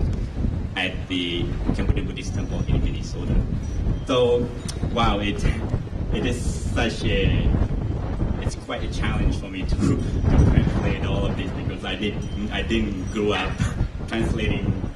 one language to another. So I will try my best to summarize so you all can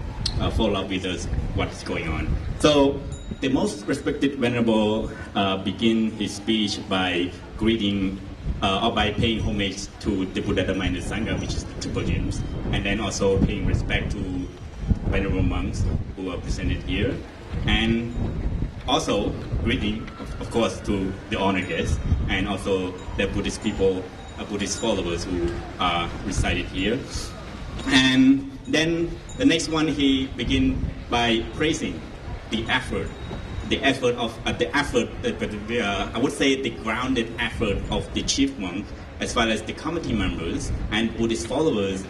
within Rhode Island, within the state of Rhode Island, as well as Buddhist followers across the U.S. who have participated to build this beautiful temple. So without such a great effort, this couldn't happen or couldn't be built. So because of his effort of building this, and then he proceeded with the constructions within this temple. So as can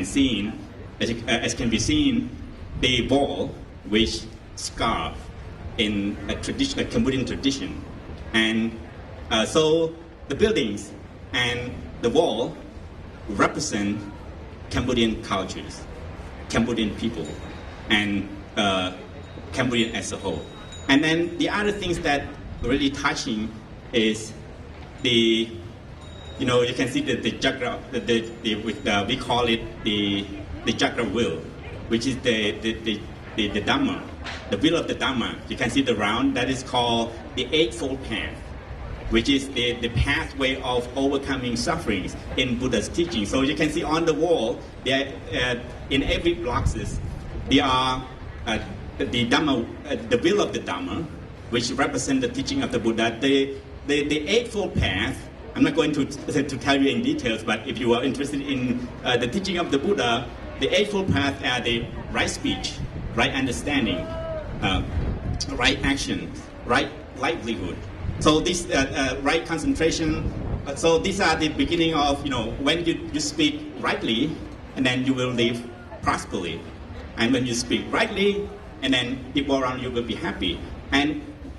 right livelihood, if you live your life rightfully and respectfully, then your life will be prospered. So this is the teaching of the Buddha. So I cannot go in detail because we still have more. And so just to let you know briefly that, so this represents the teaching of the Buddha, and then it has a lot of meanings, and then we all uphold this path to lead our life. And next one, okay, so they would like to urge the people of Rhode Island, the committee members, the Buddhist followers, to continue support the chief monk in order to build these communities together, so we all would benefit from his great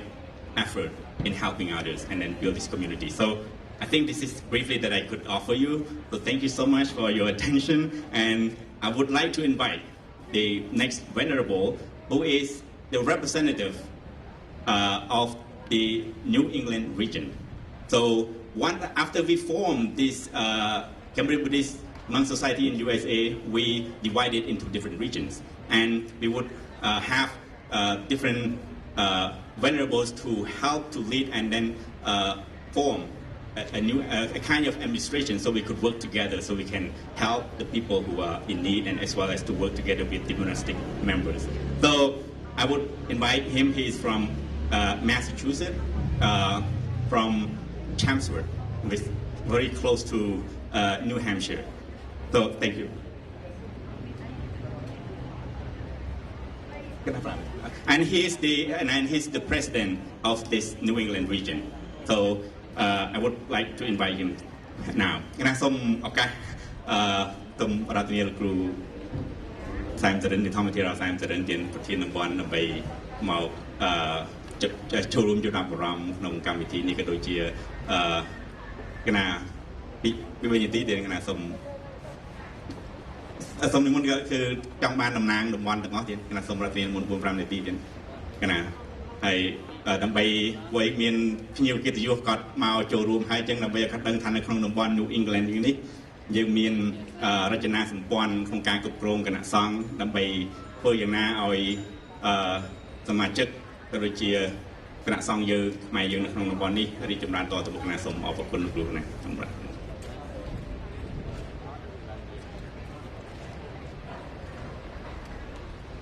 ជាបឋមខ្ញុំកណាត់មកភាពសូមនមស្ការចំពោះគុណចាស់ករុណាគ្រប់អង្គបានបងញោមញាតិពុទ្ធបរិស័ទទាំងអស់ដែលមានព្រះវត្តមាននិងវត្តមាននៅទីនេះនឹងជាលើកទី3ដែលខ្ញុំបកករណាមកភាពបានចូលរួមនៅក្នុងពិធីកម្មនៅក្នុងពុទ្ធសាសនានៃវត្តមណ្ឌលពុទ្ធសាសនានៅ Rhode Island ហើយនេះជាលើកទី3ហើយក៏ជាកិត្តិយសមួយសម្រាប់ប្រសង់ខ្មែរនៅតំបន់ New England ទាំងមូលដែលព្រះអង្គយើងសុជាត្រាលោកបានខ្នះខ្នែងពុះពៀគ្រប់ឧបសគ្គដើម្បីនឹង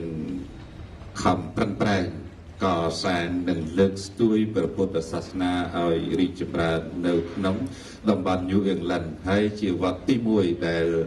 លោកបានរៀបចំនិងធ្វើរចនាបថតាមបែបខ្មែរនិងព្រះពុទ្ធសាសនាបានយ៉ាងល្អប្រណិតខ្ញុំកណាសូមអបអរសាទរនិងចូលរួមកោតសរសើរចំពោះស្នាដៃរបស់ព្រះអង្គនិងតំណាងប្រសង់ទាំងអស់នៅក្នុងNew England ក៏ដូចជានៅទូទាំងសហរដ្ឋអាមេរិកនិងចូលរួមអបអរសាទរសូមអរគុណណាស់ព្រះអង្គក្តៅបន្តិចតែប៉ុណ្ណឹងបានណាស់ហ្នឹងសូមថ្វាយពពរព្រះអង្គមានបច្ចុប្បន្នវែងយឺនយូរណាស់ដឹកនាំពុទ្ធសាសនានៅក្នុងតំបន់នេះឲ្យបានរុងរឿងចម្រើនតទៅសូមអរគុណណាស់ Thank you so much. So the most venerable, his name is Sam Saran. He is the chief monk from the Khmer Buddhist temple at Chelmsford, which is known as Samaki Wat Khmer Sampi Santikaram. So this temple. So he began by paying homage and respect the monks, and also would like to congratulate the chief monk for his effort and building this temple. And then this temple is in within New England region. Is the only temple that has this kind of buildings, which represent the Cambodian tradition and Cambodian culture. So they briefly would like to congratulate and then also bless him with a longevity and continue to work for his community. So thank you. So next one, I would like to invite venerable from the representative, the president of the region at Georgia, Alabama, Florida, Tennessee, Kentucky. So he's the chief monk at Mobile, Alabama. Venerable Galmani. So his name is Galmani. He's from Alabama. So I will invite him to come and have a few words for this occasion. ប្រជាជនកៅមនីដែលជាប្រធានតំបន់ Alabama, Georgia, Kentucky គណៈសូមនៅ state ជិតហ្នឹងណាសម្រាប់នាមុនទៀត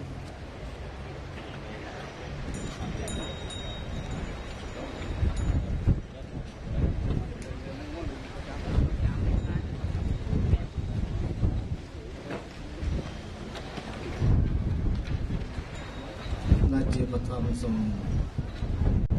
ក្រាបថ្វាយបង្គំចំពោះគុណបុណ្យព្រះណាស្រ័យសូមក្រាបថ្វាយបង្គំចំពោះព្រះសង្ឃទាំងអស់អង្គក្នុងមានព្រះអង្គគ្រូប្រធានសមាគមសង្ឃខ្មែរសហរដ្ឋអាមេរិកដែលមានវត្តមាននៅក្នុងឱកាសនេះ សូមចម្រើនពរញាតិញោមពុទ្ធបរិស័ទដែលបានចេញចូលរួមនៅក្នុងកម្មវិធីនេះតាមពិតទៅខ្ញុំនឹងគ្មានអ្វីដែលថ្លែងនៅក្នុងឱកាសនេះទេគ្រាន់តែចូលរួមចំណែកអបអរសាទរយ៉ាងជ្រាលជ្រៅចំពោះបងគ្រូយើងសុចិត្រាដែលមានកិត្តិយសបានរតនាខ្ញុំមកចូលរួមនៅក្នុងកម្មវិធីនេះតាមពិតទៅមានកម្មវិធី2ខ្ញុំមានកម្មវិធី2ហើយគិតថាมันអាចនឹងចោលបានទាំងពីរប៉ុន្តែដោយយល់ឃើញថាទី1មិត្តភ័ក្តិធ្លាប់រស់នៅជាមួយគ្នាផងហើយទី2ខ្ញុំបានលះបង់ពេលវេលាប្រហែលជាកន្លះខែដែលមកជួយចាក់ពុំជួយចាក់ពុំมันបានជារៀបរបងអីប៉ុន្តែជួយចាក់ពុំហ្នឹងហើយដល់ពេលកម្មវិធី2ចប់គ្នាអញ្ចឹងក៏នឹកឃើញមនោសញ្ចេតនា2ហ្នឹងហើយបាននឹកឃើញថាសុខចិត្តចោលនៅខាង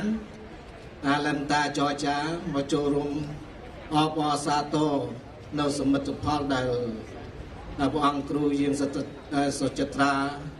ដែលលោកបានខិតខំពុះពៀព្យាយាមនឹងដើម្បីកសាងនៅសមិទ្ធផលដ៏ថ្មីស្រឡាងឲ្យធ្វើបុណ្យសម្ពោធនៅក្នុងឱកាសនេះហើយសូមថ្លែងអំណរអរគុណយ៉ាងជ្រាលជ្រៅចំពោះព្រះអង្គដែលបាននិមន្តខ្ញុំមកចូលរួមហើយក៏សូមថ្លែងអំណរអរគុណចូលរួមអបអរសាទរនឹងសមិទ្ធផលដែលព្រះអង្គខំពុះពៀព្យាយាមធ្វើនៅក្នុងឱកាសនេះហើយមិនត្រឹមតែប៉ុណ្ណោះទេ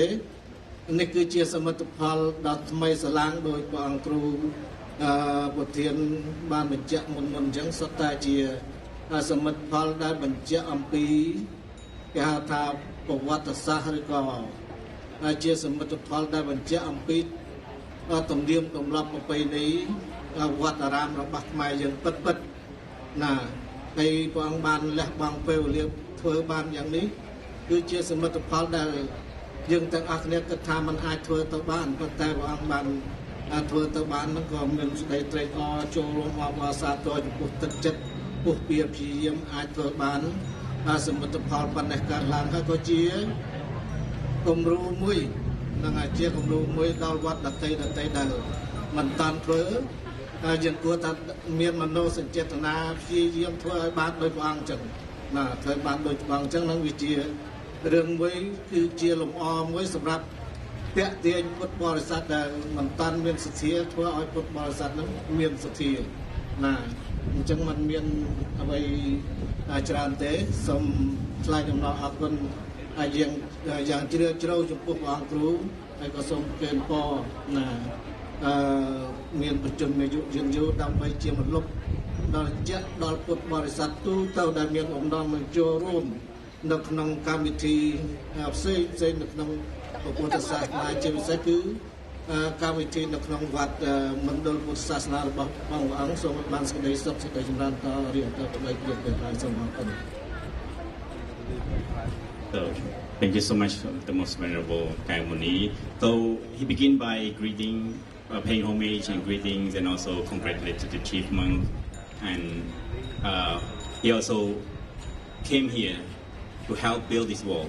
as a monk. So as can be seen, as you learn that this building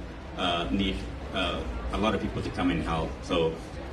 briefly, this is, and I know you are in a hurry, so I would like to proceed with the next session I would like to invite you to come because the chief monk has some presents for you. So I would like to invite both of you to come together so the chief monk can. So please give them a round of applause for the people. Thank you. So this is the Cambodian traditional scarf. So this is the scarf that our ancestor, our old people, has been using for generations. So this is represent Cambodia. So.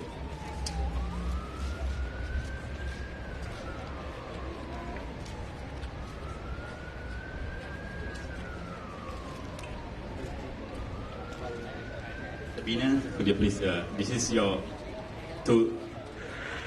Buddhist followers, so, okay.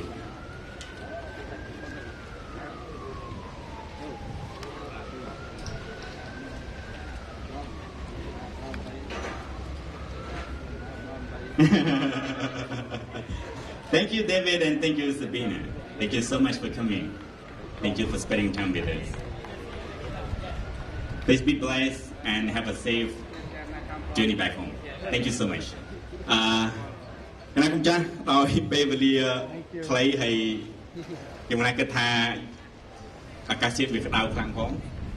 ណាអញ្ចឹងនៅសល់តែមួយអង្គទៀតទេគណៈសូមនិយាយធ្វើកម្មវិធីបន្តបន្ទាប់ពីនិមន្តព្រះអង្គសួនកសលដែលប្រធានតំបន់ Washington State និង Oregon គណៈសូមរដ្ឋានិមន្តព្រះអង្គមកចូលរួមចំណាប់អារម្មណ៍ខ្លីៗដើម្បីយើងនឹងបន្តកម្មវិធីកាក់ខ្សែវោគណៈសូមខ្លីដើម្បីយើងបានបង្ហាញនៅកម្មវិធីក្នុងពេលរសៀលនេះគណៈសូមអរគុណសូមរដ្ឋានិមន្តចឹងជាបឋមសូមគោរពនមស្ការចំពោះគុណបរតនត្រ័យមានពុទ្ធរតនៈធម្មរតនៈសង្ឃរតនៈជាត្រៃសរណដ្ឋាននៅក្នុងឧត្តមប្រសើរបំផុតក្នុងលោកសូមគោរពនមស្ការព្រះគ្រូប្រធានព្រះអធិមនីមឿងសាងជាព្រះប្រធាននៃពុទ្ធិកាសមាគមព្រះសង្ឃខ្មែរសហរដ្ឋអាមេរិកព្រះគ្រូប្រាស់បញ្ញាបតិបោជាព្រះអនុប្រធានទី1ព្រះគ្រូប្រាស់អធិប្រាស់ពុទ្ធញាតណៅព្រះអនុធានទី2និងព្រះគ្រូបករណាគ្រប់ព្រះអង្គជាព្រះលេខសាខាប្រធានតំបន់និងគុណករណាគ្រប់ព្រះអង្គញាតិញោមពុទ្ធបរិស័ទទាំងអស់ជាទីគោរពស្រឡាញ់រាប់អាននិងសូមគោរពធ្វើដោយសេចក្តីស្រឡាញ់រាប់អានដ៏ជ្រាលជ្រៅចំពោះព្រះគុណម្ចាស់គ្រូខោសកាវុទ្ធិដែលជាគ្រូចាតិកានៅវត្តមណ្ឌលពុទ្ធសាសនាព្រមទាំងគុណម្ចាស់គ្រូប្អូនគ្រប់ព្រះអង្គនៅក្នុងមណ្ឌលវត្តនេះដោយសេចក្តីគោរពជ្រះថ្លានៅក្នុងឱកាសពេលនេះដោយយោងទៅតាមពេលវេលាខ្លីខ្ញុំបករណាសូមសង្ខេបនៃការចាប់អារម្មណ៍ខ្លីហើយក្នុងចំនួនខ្លីនោះក៏មាន3ទាំងអស់បើណាដំបូងឡើយគឺសូមចាប់អារម្មណ៍ពីដំណើរជីវិតរបស់ព្រះគ្រូប្រាក់ខោសកវុទ្ធិខោសកវុទ្ធិយាងសុចិត្រាណាព្រះអង្គយាងសុចិត្រាមកដល់ពេលឥឡូវនេះលោកឆ្លងកាត់3ចំនួនញាតិញោម3ចំនួនហើយចំនួនទី1នៅក្នុងដែនដីកម្ពុជាក្រោមស្រុកក្បាលទូកឃុំតសឹកស្រុកតកូវខេត្តព្រះត្រពាំងការសិក្សារៀនសូត្រនឹងជាកូនរបស់អ្នកកសិករក្រសត់តស៊ូលំបាកយ៉ាប់នៅក្នុងដំណើរជីវិតរៀនសូត្រពោះរៀនធ្វើការស្រែចម្ការជួយឪពុកម្ដាយនេះគឺថាកំសត់ណាព្រោះអីផ្ទះនៅក្បែរខាងអាត្មាដែរទេគាត់ស្គាល់គ្នាតាំងពីតូចមកណាជាកូនកសិករពោះនឹងឆន្ទៈបបរនឹងទឹកត្រីទេណាហ្នឹងចំនួនទី1ណាចំនួនទី1នេះឃើញថាការតស៊ូទុកលំបាកនៅក្នុងដែនដីកម្ពុជាក្រោមនោះញាតិញោមក៏បានដឹងជ្រាបច្រើនហើយនៅក្នុងប្រវត្តិសាស្ត្រនៃការតស៊ូរបស់ព្រះសង្ឃខ្មែរក្រោមហើយចំនួនទី2ដើមទសវត្សរ៍កៅជាងព្រះអង្គក៏មកតស៊ូរៀនសូត្រនៅដែនដីប្រជាជាតិកម្ពុជាដែលយើងហៅថាខ្មែរកណ្ដាលនោះចំនួនទី2ហ្នឹងក៏តស៊ូលំបាកយ៉ាប់ណាស់សម័យអ៊ុនតាក់ចូលប្រទេសខ្មែរយើងណាហើយរហូតតស៊ូបានរៀនសូត្រខ្លាយជាអាចារ្យបង្រៀនហើយបានផប់សំណាក់និមន្តមកដល់ទឹកដីអាមេរិកនេះហើយចំនួនទី3គឺប្រទេសទី3តែម្ដងព្រះអង្គតស៊ូបានមកដល់ទឹកដីអាមេរិកនេះរដ្ឋ Providence រដ្ឋ Rhode Island ទីក្រុង Providence នេះហើយខំតស៊ូនៅក្នុងការថែរក្សាវត្តអារាមនិងពុទ្ធសាសនារួមជាមួយញាតិញោមពុទ្ធបរិស័ទអញ្ចឹងទេឃើញថាប្រវត្តិរបស់ព្រះអង្គ3គឺមាន3ចំនួនណាគឺមានដែនដីកម្ពុជាក្រោមកម្ពុជាកណ្ដាលនិងរហូតមកដល់សហរដ្ឋអាមេរិកណានឹងមានចំណាប់អារម្មណ៍ទី1ហើយចំណាប់អារម្មណ៍ទី2ក្នុងវត្តដែលមានពលាមានឈ្មោះថាមណ្ឌលពុទ្ធសាសនាក៏មាន3កន្លែងដែរ3ទីតាំងដែរនេះទីតាំងទី1ដោយព្រះអង្គចៅតិកាលោករៀបរាប់ខ្លួនឯងព្រះអង្គហើយមកដល់វត្តនេះគឺចំនួនទី3ណាចំនួនទី3ណាចំនួនទី3ឃើញថាព្រះគ្រូព្រះប្រធានក៏ព្រះអង្គបានមានព្រះធរដីកាដ៏អស្ចារ្យទៅហើយខ្ញុំមិនបាច់រៀបរាប់ទេអញ្ចឹងទេចំនួនទី3ញាតិញោមមើលឃើញសមិទ្ធផលដ៏អស្ចារ្យដែលញាតិញោមមានសេចក្តីជ្រះថ្លាដោយការខិតខំប្រឹងប្រែងព្រះអង្គជាអាកាសមគ្គុទ្ទេសក៍ណាជាស្ថាបនិកណាជាវិស្វករដែលកើតឡើងនៅក្នុងមណ្ឌលវត្តពុទ្ធមណ្ឌលនេះហើយឆ្លងកាត់ក្នុងវត្តនេះទៀតក៏3ចំនួនដែរណាហើយចំនួនទី1ឆ្លងដំបូលញាតិញោមណាឆ្លងដំបូលដែលក្រោយពីជាវដីរួចហើយឆ្លងដំបូលហើយចោះសីមាណាចោះសីមាឆ្លងដំបូល ហើយចំណន់ទី2ហ្នឹងពុទ្ធិពិសេសព្រះអង្គដែលបានជាមកពីព្រះរាជាណាចក្រកម្ពុជាហើយចំណន់ទី3ហ្នឹងគឺដំណាក់កាលទី3គឺឆ្លងកំផែងថ្មជាងទីសរុបសេចក្តីមកអរគុណម្ចាស់គ្រូខសកលវិធីណាខសកលវិធីណាព្រះអង្គតស៊ូយ៉ាងអង់អាចក្លាហានហើយអាត្មាភាពក្នុងនាមកូនខ្មែរកម្ពុជាក្រោមមេរូបដោយព្រះអង្គដែរមានមោទនភាពណាអួលអាក់មែនទែនណាមានមោទនភាពយ៉ាងក្រៃលែងចំពោះអ្វីដែលគុណម្ចាស់គ្រូបានសម្រាប់ជោគជ័យរហូតមកដល់ថ្ងៃនេះហើយក៏សូមអរគុណចំពោះការចូលរួមជាមួយនឹងគុណម្ចាស់គ្រូជាងសុចិត្រាអំពីគណៈកម្មការចាស់គណៈកម្មការថ្មីទាំងអស់គឺថាមានការសាមគ្គីជាធ្លុងមួយណាដូចជាប្រធានព្រះអង្គបានសម្ដែងអំពីកម្មការសាមគ្គីកន្លងហើយគឺជាគ្រឹះជាមូលដ្ឋានដែលធ្វើឲ្យកើតឡើងនៅមណ្ឌលវត្តមណ្ឌលពុទ្ធសាសនាដ៏ល្អអស្ចារ្យនៃឱកាសថ្ងៃនេះជាងដោយយកទៅតាមពេលវេលាខ្លីខ្ញុំប្រកាសថាសូមប្រគេនសពសាធុការពរជ័យដល់ព្រះគ្រូព្រះខសិកោសូមខសកលវិសុទ្ធិណាតទៅតិចអត់ចាំណាសូមព្រះអង្គមានបច្ចុប្បន្នរសាយឺនយូរប្របញ្ញាញាណវៀងវៃដើម្បីជាមលុបដល់ពុទ្ធបរិស័ទទូទៅច្រកកោនក្នុងការដឹកនាំក្នុងកិច្ចការពុទ្ធសាសនានិងសង្គមជាតិនិងសូមជូនពរឲ្យញោមញាតពុទ្ធបរិស័ទគណៈកម្មការគ្រប់ឋានានុក្រមទាំងអស់បានសិរីមង្គលសួស្តីប្រគេនពរព្រះគ្រូគ្រប់ព្រះអង្គព្រះគ្រូប្រធានព្រះគ្រូអនុប្រធានសមាជិកទាំងអស់នៃពុទ្ធិកាសមាគមព្រះសង្ឃខ្មែរបានសម្រេចជោគជ័យរាល់ភារកិច្ចជាតិនិងសាសនាសូមអនុមោទនាណាបាទធូគណៈសូមអរគុណទៀតអរគុណយ៉ាងខ្ញុំគណៈគុណចាស់គ្រប់អង្គយើងសល់តែកម្មវិធីពីរយ៉ាងទៀតយើងនឹងចប់ហើយអញ្ចឹងខ្ញុំគណៈសូមប្រកួតកម្មវិធីនេះឲ្យព្រះអង្គសាញ់យន្តទីម្ដងនៅអូស្ត្រាលីទៀតអញ្ចឹងកម្មវិធីគឺនៅមានរបស់នឹងកាត់ថៃបូចុងក្រោយបញ្ចប់so please bear with us we only have 2 more things to do then the last one will be ribbon cutting so please stay with us and then continue to proceed to the end of this program. Thank you so much. អរគុណគុណចាស់កែសុភាដែលបានដឹកនាំកម្មវិធីនេះរហូតមកដល់ពេលនេះណាឥឡូវនេះកម្មវិធីយើងនៅសល់តែ2ទេកម្មវិធីបន្ទាប់នេះគឺការសម្ដែងនៅរបាំក្ងោកបៃលិនណាគុណចាស់ឃើញស្គាល់ក្ងោកបៃលិនយ៉ាងម៉េចនៅក្នុងថ្ងៃនេះនឹងបានឃើញក្ងោកបៃលិននៅលើវេទិកានេះបន្ទាប់ពីការសម្ដែងរបាំក្ងោកបៃលិនទៅនិមន្តព្រះគ្រូចារិកាខូសកោវិសុទ្ធិព្រមទាំងគណៈអធិបតីនិងញាតិញោមពុទ្ធបរិស័ទទាំងអស់និមន្តនឹងអញ្ជើញទៅកាត់ខ្សែបូមុខព្រះព្រំមុខ4ហើយផ្សាយមេត្តាបញ្ចប់តែម្ដងហ្នឹងទៅក្តៅទាំងអស់គ្នាតែម្ដងនៅក្នុងគណៈនៅក្តៅទាំងអស់គ្នាគឺបញ្ចប់នៅទីនោះផ្សាយមេត្តាដាក់ទុំនៅទីនោះដើម្បីបញ្ចប់នៅក្នុងកម្មវិធីបន់សម្ពោធឆ្លងនៅរបងពុទ្ធាពិសេសនិងបន់ចម្រើនប្រជជននៅក្នុងថ្ងៃនេះតែម្ដងដូច្នេះកម្មវិធីរបស់យើងគឺបន្ទាប់ពីក្ងោកសម្ដែងប្រគេននិងជូនដល់ព្រះសង្ឃពុទ្ធបរិស័ទរួចយើងនឹងកាត់ខ្សែបូហើយគុណចាស់ដែលកាន់ទង់ចំនួន3ព្រះអង្គក៏និមន្តត្រៀមដូចគ្នាទង់3នាំមុខព្រះគ្រូចារិកាព្រមទាំងគណៈអធិបតីនិងព្រះសង្ឃគ្រប់ព្រះអង្គនិមន្តទៅជាមួយពុទ្ធបរិស័ទទៅសងខាងហើយនឹងយើងធ្វើពិធីកាត់ខ្សែបូផ្សាយមេត្តាដាក់ទង់ព្រះពុទ្ធសាសនាបញ្ចប់កម្មវិធីរបស់យើងគណៈសូមអរគុណនិងអរគុណជាកិច្ចទៅសូមអញ្ជើញទស្សនានិមន្តដល់អញ្ជើញទស្សនានៅរបាំក្ងោកបៃលិនទាំងអស់គ្នាបងសូមអរគុណសូមអរគុណ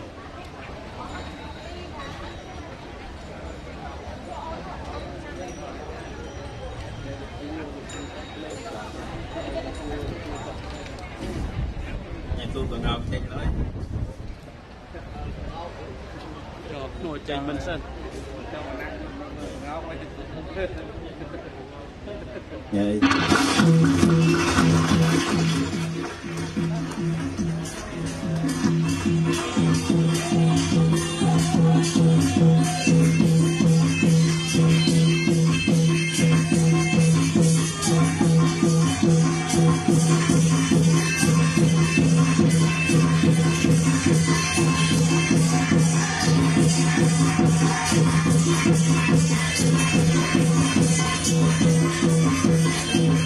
you.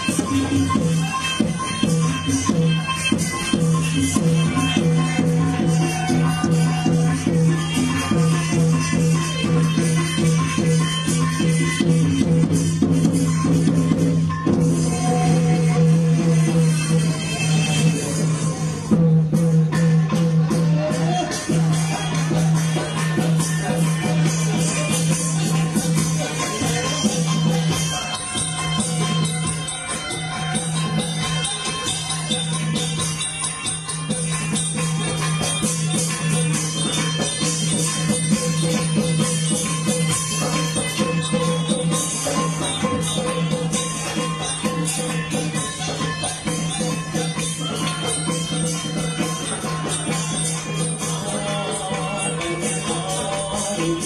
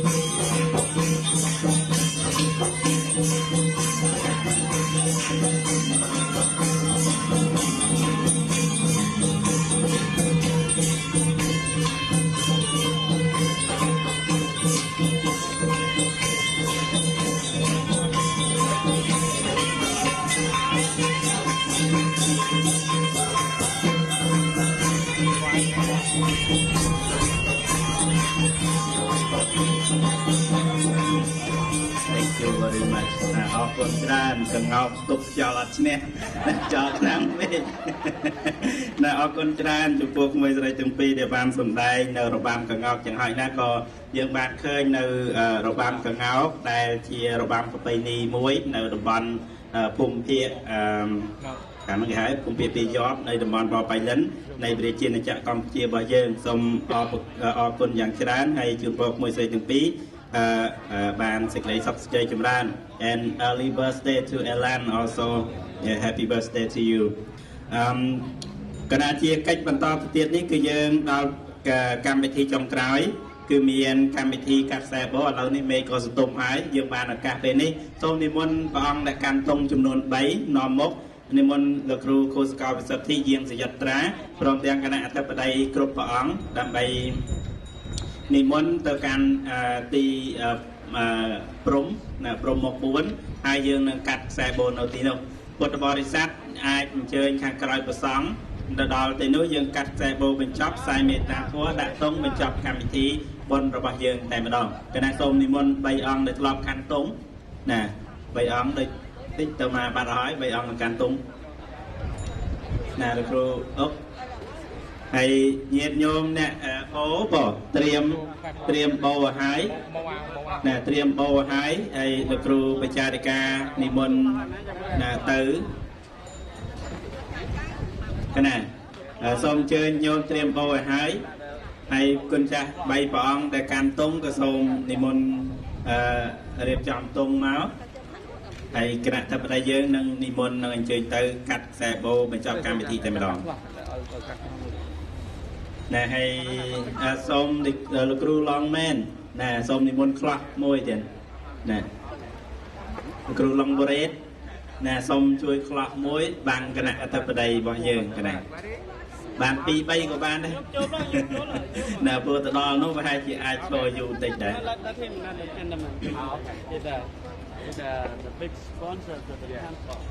ណែអញ្ចឹងសូមតុងទាំង3ព្រះអង្គនិមន្តទៅព្រំកដាលកណានិមន្តព្រំកដាលបែរមុខបែរប្រភពទៅក្រោមទ្វារកណាណាតនឹងកណាអរគុណ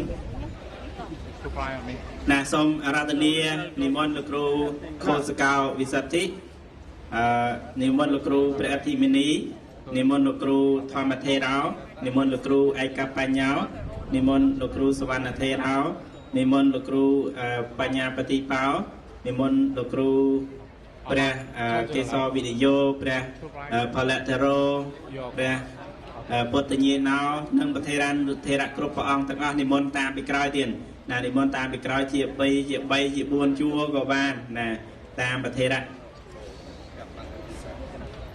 បោទៅមុនបោទៅត្រៀមមកហើយទៅឈរលាតបោហើយបងហ្នឹងហើយហើយមានតាំងយូមានឆាត់មានខ្លះអីបាំងផងអ្នកកាន់បោ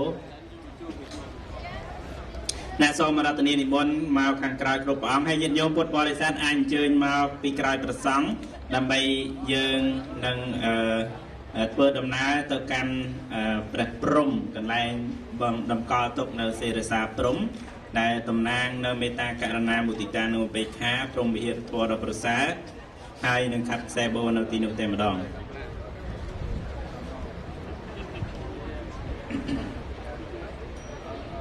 គណៈសូមរតនាគ្រប់ព្រះអង្គហើយអញ្ជើញញាតិញោមពុទ្ធបរិស័ទគ្រប់គ្នាក្នុងនេះគណៈគ្រប់ណាគេញាតិញោមអញ្ចឹងញាតិញោមតាមលោកគ្រូលោកថាញាតិញោមអាចទៅឈរនៅចិត្តព្រំមុនក៏បានដែរបងណាហើយញាតិញោមខ្សែបោទៅរៀបចំឲ្យស្រេចណាបោទៅកាត់កន្លែងព្រំញោមអញ្ជើញទៅកន្លែងព្រំតែម្ដងបងបោហ្នឹងហើយហើយញោមហែបោទៅមុនទៅចាទៅបោញាតិញោមពុទ្ធបរិស័ទទាំងអស់ឈរជុំវិញព្រំតែម្ដងហ្នឹងហើយពីខ្លងទ្វារមកបងពីខ្លងទ្វារមកតែម្ដងបង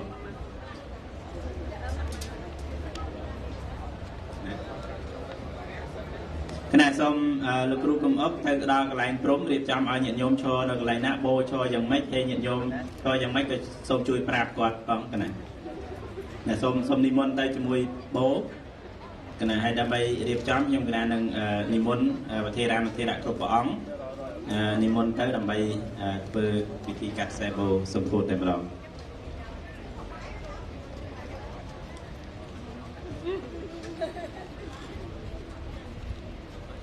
អ្នកសូមអនុមោទនាពេលនេះសូមអារាធនានិមន្តប្រជាអធិការប្រធានអនុធិរៈគ្រប់ព្រះអង្គទាំងអស់ជាគណៈធិបតីដើម្បីទៅកាន់ទីប្រព្រំទីតម្កល់នៅសេរសាព្រំនិងកាត់តែបូសម្ពោធឆ្លងជាកិច្ចបញ្ចប់កម្មវិធីនៅពេលនេះតែម្ដងសូមអនុមោទនាបុទ្ធัง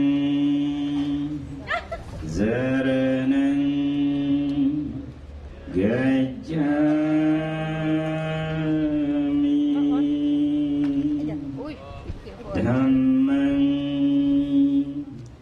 សរណង្កច្ឆា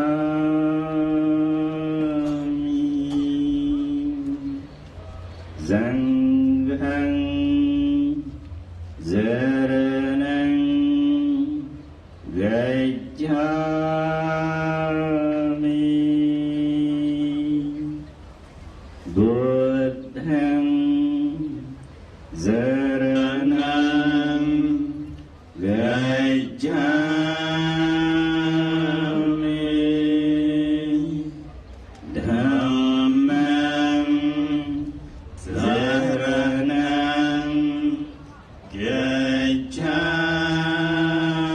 មិសង្ឃังសរណង្កច្ឆាមិសូមអនុមោទនាសាធុតទៅសូមនិមន្តគណៈអធិបតីដើម្បីកាត់នៅខ្សែបោតំណាងឲ្យទៅនំរ៉ាអីមិនណាសូមនិមន្តគណៈអធិបតីព្រមទាំងប្រជាអធិការព្រះកោសកាវិសុទ្ធិកាត់ខ្សែបោមុនគណៈអធិបតីមានលោកគ្រូព្រះអធិមនីព្រះធម្មថេរោព្រះបញ្ញាបតិបោព្រះឯកបញ្ញោកាត់ខាងដើមបន្ទាប់មកពុទ្ធបរិស័ទទាំងអស់កាត់គ្រប់គ្នាឲ្យទៅញោមនៅនឹងគឺកាត់គ្រប់គ្នាបងនឹងសូមអារាធនានិមន្តពុទ្ធជើនិមន្តកណាគុណចាស់ចូលរួមត្រេកអរជាមួយនឹងការកាត់ខ្សែបោតំណាងដោយព្រះមហាថេរ នៅជាគណៈអធិបតីគ្រប់ព្រះអង្គបន្ទាប់មកញាតិញោមពុទ្ធបរិស័ទគ្រប់គ្នានឹងបានកាត់ខ្សែបូបន្តិចម្នាក់រហូតដល់ដាច់ហើយយើងនឹងបញ្ចប់កម្មវិធីរបស់យើងដោយស្វាធ្យាយផ្សាយមេត្តាធម៌ហើយនឹងដាក់ទង់ព្រះពុទ្ធសាសនាបញ្ចប់កម្មវិធីដោយផ្សាយមេត្តាធម៌និងបុណ្យកុសលដល់ពពួកទេវតានៅក្នុងតំបន់នេះផងដែរគណៈសូមអារាធនាលោកគ្រូប្រជាអធិការព្រមទាំងគណៈអធិបតីនៅគ្រប់ព្រះអង្គកាត់ខ្សែបូនៅក្នុងឱកាសពេលនេះតែម្ដងគណៈសូមអារាធនានិមន្តក្រាបបងសុំបញ្ញាឲ្យសញ្ញាពួកពេលកាត់ហើយទេណាគូសុំបញ្ញាចាត់នៅក្នុងហ្មងទៅ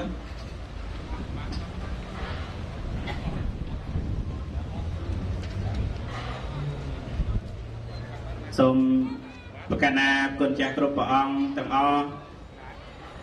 តាំងចិត្តចូលរួមជាមួយនឹងការកាត់ខ្សែបូ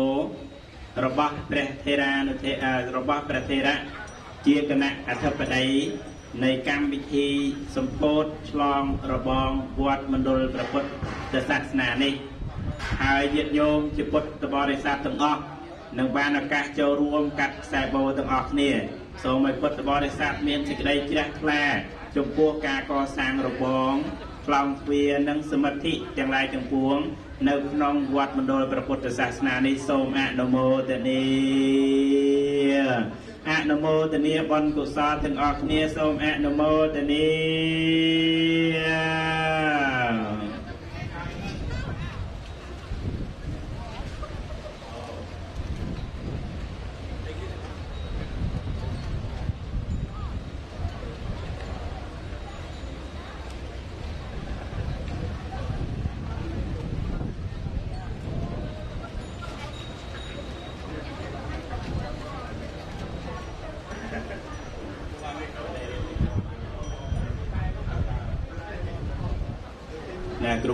គ្រូសូមបញ្ញាបើដាច់ពេលណាសូមឲ្យសញ្ញាផងនេះ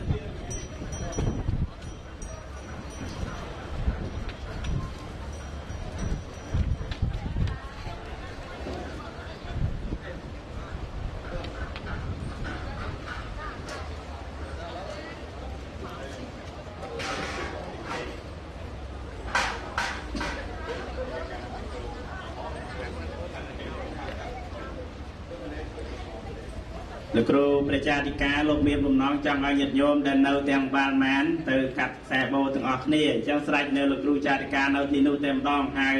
ញាតិញោមពេលដែលប្រសង់គណៈអធិបតីកាត់ខ្សែបូរួចញាតិញោមជាពុទ្ធបរិស័ទចូលកាត់ខ្សែបូគ្រប់គ្នាដើម្បីសម្ពោធហើយនឹងចាត់ទុកថារបស់ដែលបានកសាងទាំងអស់នេះរបងខ្លងទ្វារដែលនឹងបញ្ចប់នៅពេលថ្ងៃអនាគតនេះគឺជាសម្បត្តិរបស់ខ្មែរយើងក៏ដូចជាព្រះពុទ្ធសាសនានិងសម្បត្តិរបស់យើងទាំងអស់គ្នាដូច្នេះសូមឲ្យពុទ្ធបរិស័ទញ៉ាំងនៅសទ្ធាជ្រះថ្លាទៅតាមការដឹកនាំដ៏ឆ្លៀតវៃឆ្លាស់វៃរបស់ព្រះឃោសិកោវិសុទ្ធិព្រមទាំងព្រះសង្ឃនិងលោកអាចារ្យគណៈកម្មការនៅក្នុងវត្តមណ្ឌលព្រះពុទ្ធសាសនាដែលបានរៀបចំរចនានៅវត្តដ៏ច្រឡឹងស្អាតសមរម្យជាវត្តអារាមព្រះពុទ្ធសាសនាដែលឆ្លុះបញ្ចាំងនៅប្រពៃណីទំនៀមទម្លាប់ព្រមទាំងស្ថាបត្យកម្មដែលជារបស់ខ្មែរយើងពិតប្រកបហើយផ្សារភ្ជាប់ទៅនឹងព្រះពុទ្ធសាសនាផងដែរសូមព្រះសង្ឃនិងពុទ្ធបរិស័ទធ្វើសេចក្តីជ្រះថ្លាត្រេកអរនឹងការកសាងនៅសមិទ្ធផលតម្កល់ទុកនៅក្នុងទីក្រុង Providence នៃរដ្ឋ Rhode Island នេះដើម្បីជាទឹកតាំងនៃអត្តសញ្ញាណរបស់ខ្មែរយើងផងរបស់ប្រជាជាតិអាស៊ីទាំងមូលផងនិងរបស់ព្រះពុទ្ធសាសនាទាំងមូលផងសូមអនុមោទនា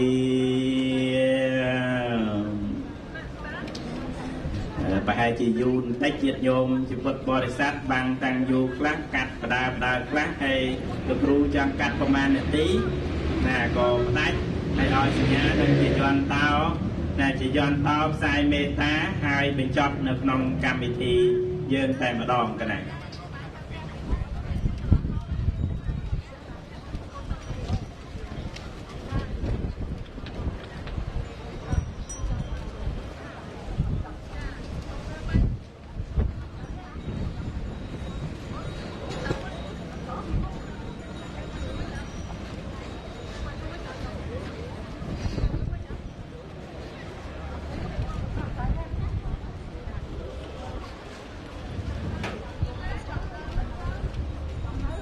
នៅគ្រូបញ្ញាជួយស្រែកនៅក្នុងផង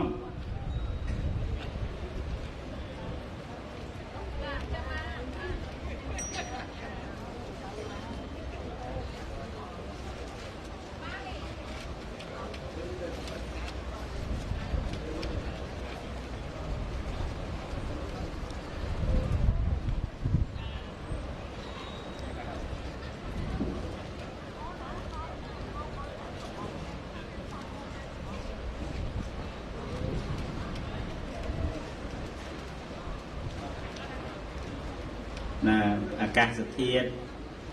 ព្រះសូរិយាថ្មិចបើកបើកមើលញាតិញោមប្រសង់និងញាតិញោមកំពុងតែកាត់ខ្សែបូខ្លះបិទទៅវិញខ្លះបើកបិទក្តៅតិចតែយ៉ាងណាក៏ទឹកចិត្តទឹកបតីរបស់កណ្ដាលគុណចាស់ញាតិញោមទាំងអស់នឹងបន្តរហូតដល់ចប់ជាស្ថាពរយើងកាត់ខ្សែបូដើម្បីជាតំណាងដល់ការដាក់ឲ្យប្រើប្រាស់ជាផ្លូវការ នៅរបងវត្តមណ្ឌលព្រះពុទ្ធសាសនាដែលប្រដាប់ដោយក្បូរក្បាច់រចនាដ៏ប្រសើរមានទាំងកងចក្រដែលជាតំណាងនៃអរិយមគ្គអថង្គិកមគ្គទាំង 8 នៃព្រះវិចិត្រមាអរហន្តសម្មាសម្ពុទ្ធនៃយើងដែលព្រះអង្គបានប្រកាសសម្ដែងថ្លែងបញ្យលផ្ដល់ជាមេគាបដិបត្តិដ៏ល្អប្រសើររបស់ពុទ្ធបរិស័ទគ្រប់ចំនួនរហូតដល់ព្រះពុទ្ធសាសនា នឹងបាត់បង់ទៅវិញនៅក្នុងដំណាក់កាល 5000 ឆ្នាំដូច្នេះសូមឲ្យពុទ្ធបរិស័ទប្រធេរានុធេរៈគ្រប់ព្រះអង្គជ្រះថ្លាសប្បាយចិត្តរីករាយជាមួយនឹងសមិទ្ធិដែលបានសាងសង់ហើយនៅក្នុងទីនេះហើយសូមឲ្យប្រធេរានុធេរៈគ្រប់ព្រះអង្គទាំងអស់កណាអនុមោទនាត្រេកអរនៅចំណែកនៃបុណ្យកុសលនៃការកសាងនេះហើយអាចរៀនសូត្រយក គំរូតាមព្រះគោសិកោវិសុទ្ធិដែលជាព្រះចារិកាមានប្រាជ្ញាឆ្លៀសវៀងវៃក្នុងការរៀបចំចាត់ចែងហើយនឹងការដឹកនាំពុទ្ធបរិស័ទនៅក្នុងតំបន់ Rhode Island នេះឲ្យបានហើយមានសទ្ធាជ្រះថ្លាជឿមុតមាំនៅក្នុងព្រះពុទ្ធសាសនាហើយបានជួយកសាងទំនុកបំរុងនៅសមិទ្ធិក្នុងព្រះពុទ្ធសាសនាក៏ដូចជានៅក្នុងវត្តមណ្ឌលព្រះពុទ្ធសាសនាទាំងមូលអាស្រ័យហេតុនេះ ព្រះធេរានុធេរៈគ្រប់ព្រះអង្គញាតិញោមជាពុទ្ធបរិស័ទទាំងអស់សូមធ្វើសេចក្តីជ្រះថ្លាគ្រប់ព្រះអង្គគ្រប់គ្នាសូមអរគុណ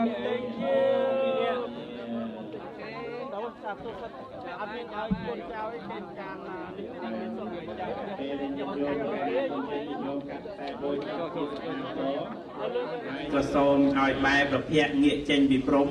បែរខ្នងទៅព្រំយើងនឹងថតជុំគ្នាមួយប៉ុស្តិ៍គេហៅថា batch photo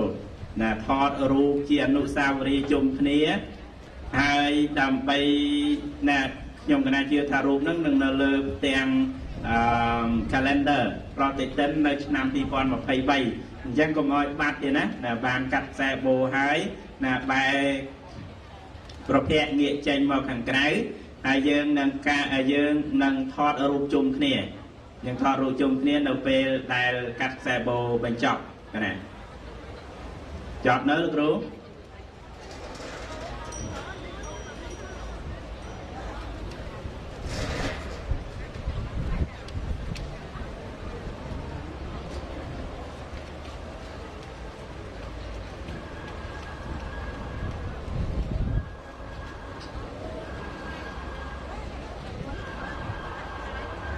គណៈលោកចាស់គ្រប់ព្រះអង្គញាតិញោមពុទ្ធបរិស័ទ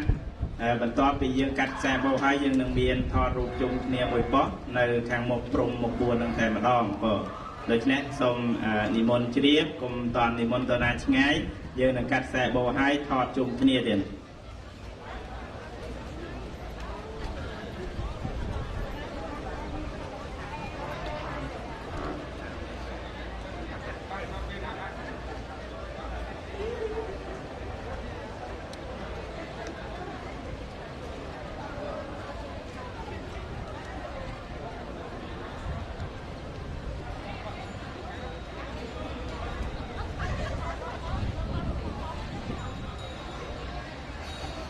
ដាច់នៅទៀតក៏នៅញោមទៅពីនេះទៅពី3នាក់ទៀតហើយញោមណាដែលអត់ទាន់កាត់ខ្សែបោហើយចង់កាត់សូមអញ្ជើញបងយើងចូលកាត់ខ្សែបោដើម្បីបានរួមចំណែក នៃការដាក់ឲ្យប្រើប្រាស់ជាផ្លូវការនៅរបងក្នុងវត្តមណ្ឌលពុទ្ធសាសនាយើងបងដែលញាតិញោមដែលមានបំណងចូលចិត្តក្នុងបណ្ឌកុសលហើយរួមចំណែកជាមួយនឹងប្រជាអធិការក្នុងការស្ថាបនាសាងសង់និងកសាងនៅសមិទ្ធិនានានៅក្នុងវត្តមណ្ឌលពុទ្ធសាសនាយើងហើយញាតិញោមអាចអញ្ជើញទៅកាត់ខ្សែបូទាំងអស់គ្នាបងដែលលោកគ្រូចារិកាលោកមានប្រសង្ឃដីកាឲ្យហៅញាតិញោមពុទ្ធបរិស័ទទាំងអស់សូមអញ្ជើញទៅញាតិញោមដែលនៅនោះបានអញ្ជើញកាត់ខ្សែបូទាំងអស់គ្នាបងសូមគ្រប់អញ្ជើញដោយសេចក្តីជ្រះថ្លាពេញចិត្តរីករាយហើយនឹងទឹកប្រតិអនុគ្រោះអំពីព្រះគ្រូចារិកាវត្តពុទ្ធមណ្ឌលពុទ្ធសាសនា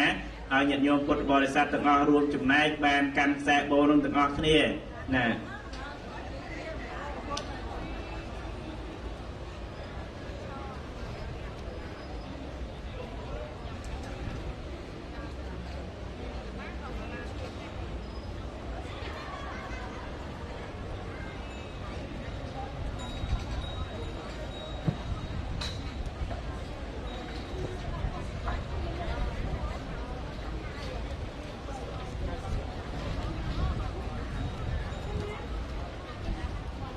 សូមជើញញាតិញោមពុទ្ធបរិស័ទអាចចូលរួមកាត់ខ្សែបូទាំងអស់គ្នា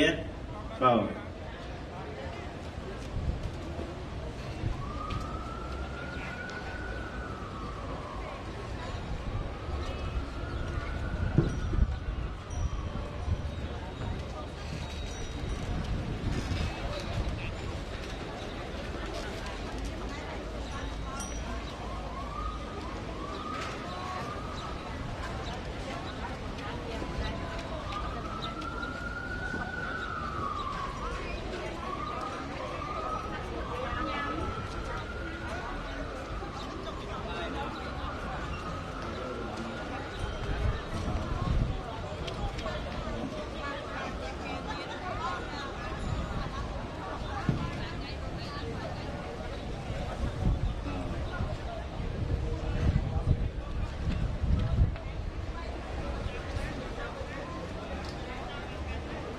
ដែលញាតិញោមណាតបានកាត់ខ្សែបូក៏សូមអញ្ជើញកាត់ខ្សែបូបញ្ចប់កម្មវិធីបងលោកគ្រូចារិកាងាកមើលគ្រប់គ្នាតែអត់ឃើញញាតិញោមទៅកាត់លោកអត់កាត់បញ្ចប់ទេណាអត់ទាន់ចប់ទេកម្មវិធីតើញាតិញោមអញ្ជើញញាតិញោមអត់ទាន់កាត់សូមអញ្ជើញជួយកាត់ខ្សែបូបងតែត្រៃអត់មុតទេយ៉ាងកាត់យូរអត់ឃើញដាច់សោះអញ្ចឹងខ្សែបូនោះ អូកត្រៃខ្លីពេកហ៎អូបងកាត់ឡើងរើកត្រៃអស់ហើយ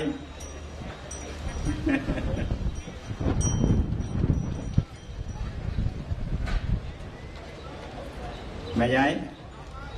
ចប់ហើយសូមអនុមោទនី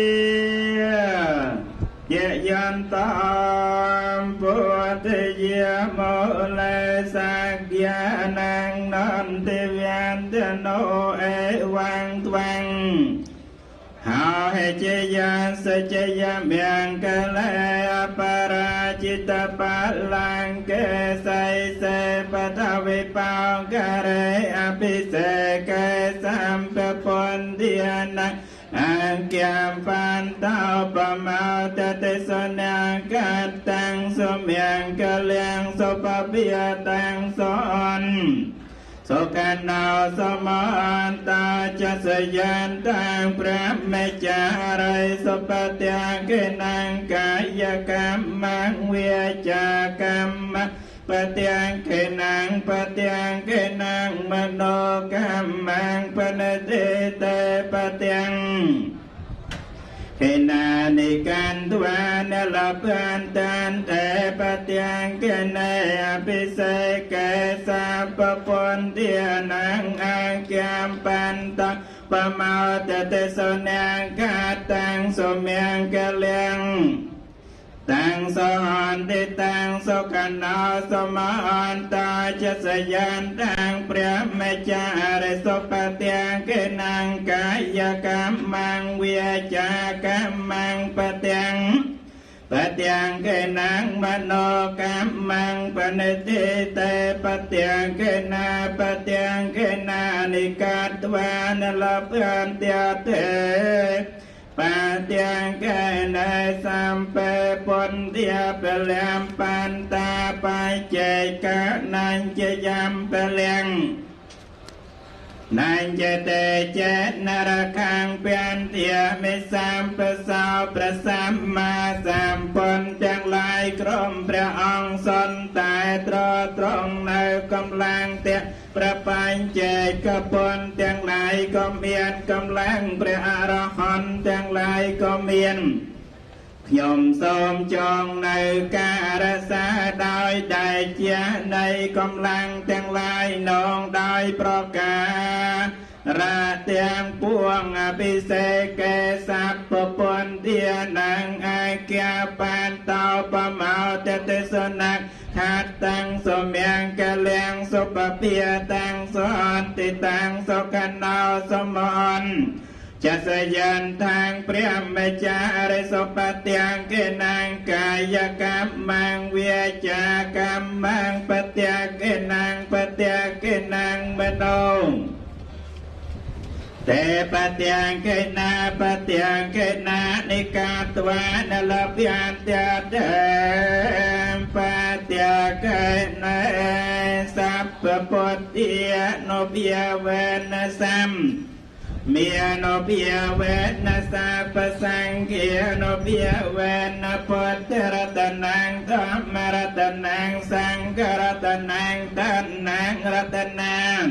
อนุเบียเวนจตุราสัยเตสหัสธรรมเมกันเทียโนเบียเวนเปตากาตยาวเวนจินสาวกาโนเบียเวนสาเปเตโรเกียสาเปเตเปเยสัมอันตรายาสัมเปเตอุปัตตเวียสัมเปเตอัปนิมัตตังสัมเปเตอวเมียงเกลียวินาสันโตอายุเวทเกาเทนเวทเกายสเวทเกาเสรเวทเกาวันนเวนสกเวทเกาหันตุสัพปติยตองกโรกเปเยเวริยสาวกาสัตโตจุปันอเนกาอันตรายาเปวินาสันตจเตจสาเจยสัตทิเตเนียงเลียเพียงสาวเตเปียกยังสกแข่งเปเลียงเสรัยอยู่จะวันนาวจะโบกแกงวัดทีจะยสวะสตวาสาจะอาโยจะจิวสัตถิเพียเวียนโตเตเพียเวตุสัพพเมียงกะเลียงเมียงโกจังปวงโจลเมียนตอเนียรักกันตุสัพส่งเทวดาเตียงออกใบปัญญาสาเนเนียสัพปปุตเตียนเบียเวนเนียดอยอานเบียในประพุทธเมจะรอพระองค์สัพปเทียมเมียนเบียเวนเนียดอยอานเบียในประทัวเตียงปวงสัพปสังเคียงเนียดอยอานเบียในประสังเตียงปวงสติยสาวไตเพียเวียนตเตสัวสไดจังหลายโจลเมียน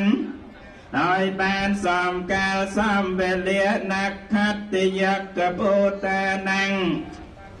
นิเวียรณากริยาเรียเรียงเนาบาปกรัวจังหลายได้กาดอัมพีสมนาในเนียกัตตรักนังยะนังพุทธ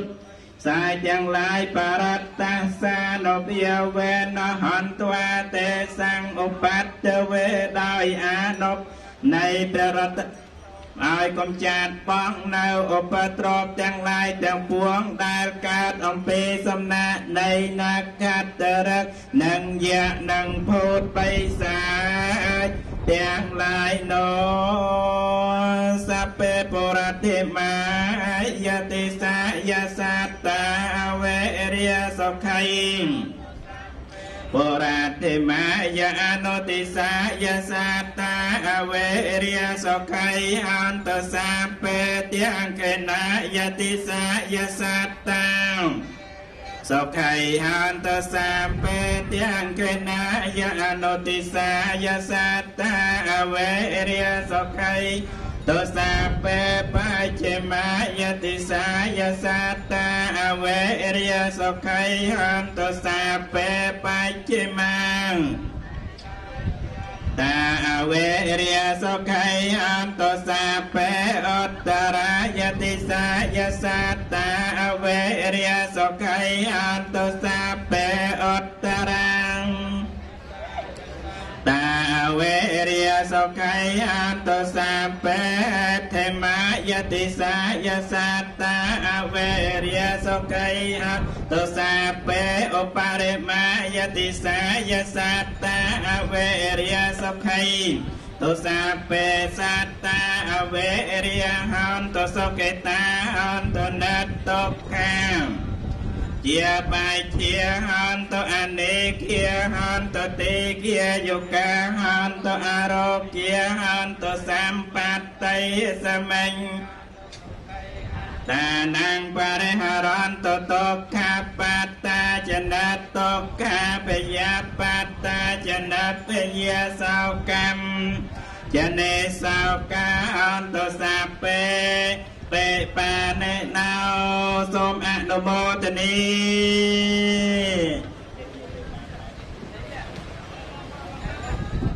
ណាសូមនិមន្តប្រធេរានុធេរៈគ្រប់ព្រះអង្គថតជុំគ្នាមកប៉ុស្តិ៍ទៀតនិមន្តថតនៅប្រាសាទអីទេប្រាសាទព្រះខ័នណាសូមនិមន្តគ្រប់ព្រះអង្គទៀតនិមន្តគ្រប់ព្រះអង្គនិមន្តមកកាន់ប្រាសាទព្រះខ័នខ្លងទ្វារមួយចំហៀងទៀតដើម្បីថតរូបអនុស្សាវរីយ៍ប្រាសាទព្រះខ័នគឺជាអតីតសាកលវិទ្យាល័យមួយដ៏ល្បីល្បាញនៅក្នុងចក្រភពអង្គររបស់យើងដែលមានសិស្សនិងសាស្ត្រាចារ្យស្នាក់នៅចំនួន 70000 អង្គនាក់ណា 70000 កូនសិស្សហើយនឹងសាស្ត្រាចារ្យគង់នៅក្នុងប្រាសាទព្រះខ័ននឹងចំនួន 70000 រូបបងនៅចំនួននោះធំណាស់ប្រាសាទព្រះខ័នហើយនិងប្រាសាទតាព្រំជាសាកលវិទ្យាល័យទាំងពីរនៅក្នុងអាណាចក្រនៃអង្គររបស់យើងដូច្នេះសូមនិមន្តកណាគុណចាស់គ្រប់ព្រះអង្គញោមញាតិណាញោមញាតិអញ្ជើញដែរមកបងញោមស្លៀកពាក់យ៉ាងម៉េចក៏ដោយមកស្អាតបាតក៏ដោយឬក៏ដោះពានាចេញហើយក៏ដោយសូមអញ្ជើញបងណាសូមអញ្ជើញថតរួមជុំគ្នាមុខប្រាសាទព្រះខ័នបងសូមអញ្ជើញទាំងអស់គ្នាហើយយើងនឹងផ្សាយមេត្តាបញ្ចប់ដាក់តុងបញ្ចប់កម្មវិធីតែម្ដងមានទេណាចឹងសូមនិមន្តយើងនឹងបញ្ចប់មួយទៀតនៅផ្សាយមេត្តាដល់ពពួកទេពតានៅក្នុងវត្តពុទ្ធមណ្ឌលពុទ្ធសាសនារបស់យើងនេះមួយវគ្គចុងក្រោយទៀតហើយឯណាញោមឧបាសិកាកៅសាញោមឧបាសិកាលឹមស៊ូគាត្រៀមបត់ដាក់តុងនៅព្រោះលើកអីត្រូវតែដាក់ណាលើកអត់ដាក់តិចគេអត់ឲ្យចុះមកសូមអញ្ជើញញោមថតរូបចុងក្រោយបងតិចអត់ជាប់រូបដល់គេសួរថាបានទៅបន់ឆ្លងលបងវត្ត Rhode Island វត្តមណ្ឌលពុទ្ធសាសនាអត់តែទៅដែរទៅណាបើអត់ឃើញមានរូបក្នុង calendar ផងឃើញក្នុងដួងចិត្តហ្នឹងញោមអ្នកការងារនៅហ្នឹងឥឡូវមុនគុណចាស់និមន្តទេនិមន្តថតជុំគ្នាណាហើយគុណចាស់3អង្គកាន់តុងទៅផងណាកាន់តុងទៅដើម្បីថតហើយនឹងយើងដាក់តុងនៅទីនោះតែម្ដងហើយញោមចុងភៅបើឯណាញោមចុងភៅមកទាំងអស់គ្នាទុកចានម្លែកសិនកុំតលាងបងហើយញាតិញោមកុំតលាងចានសល់ប្រមាណទុកសិន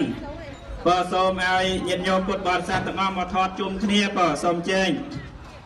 សូមអនុមោទនី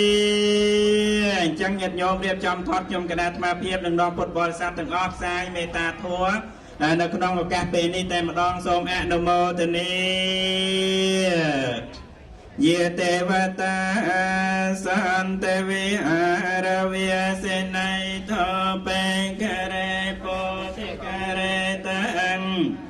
តាធម្មតិណេនភវន្តពោចិតាសោតង្ករន្តេទវិហារមណ្ឌលេតេរា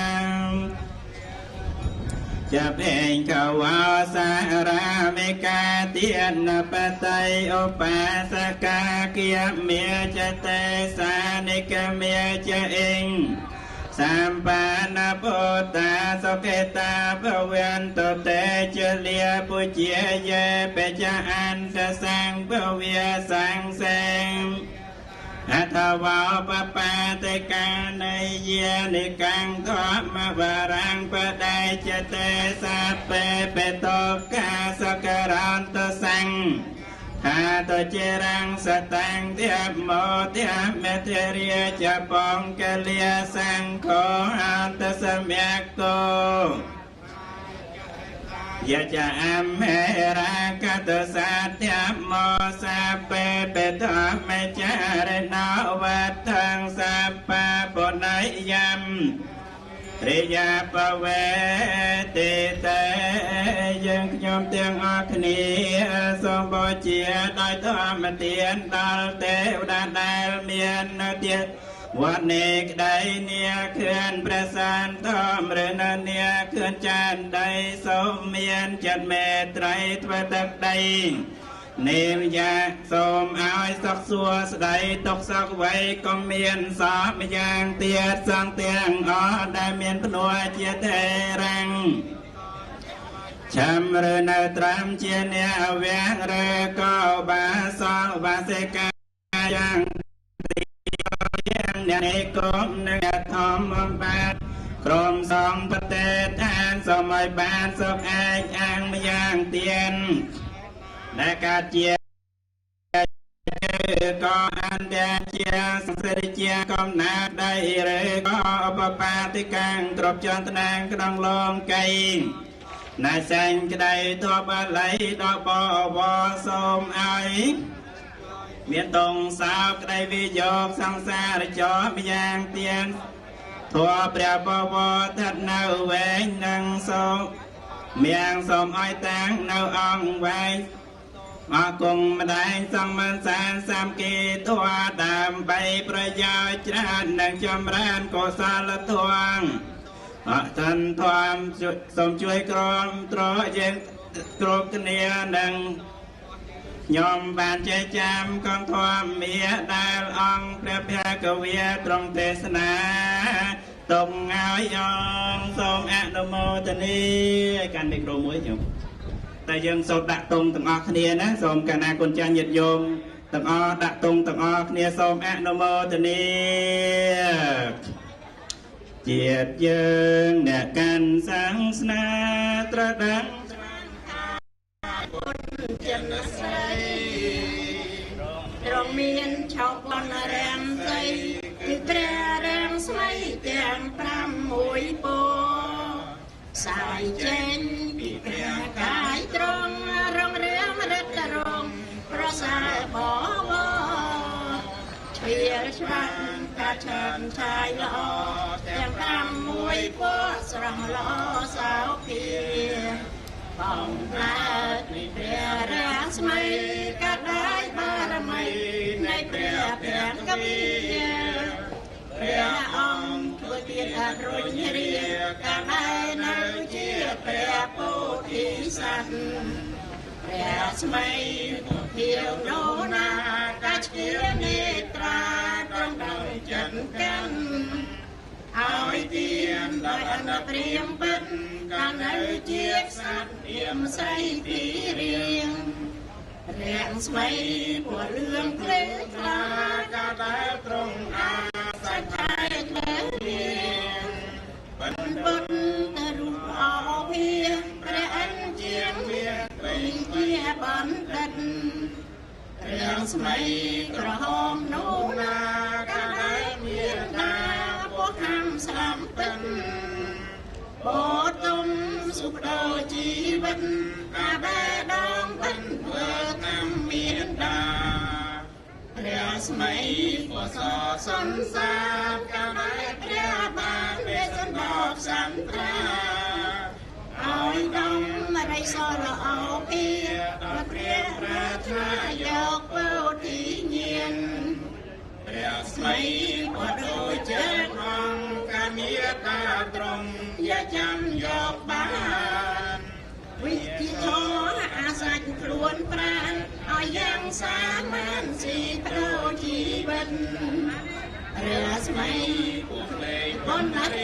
cả chia con sai cho sông bón đất ôi tiên sa chiêm chim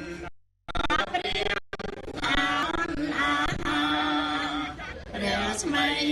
dear long khó sáng ba con cứ bên ở cha từ chia pra mùi pro ca đem trăng tốt cho trăng đông sông ăn một đệm đi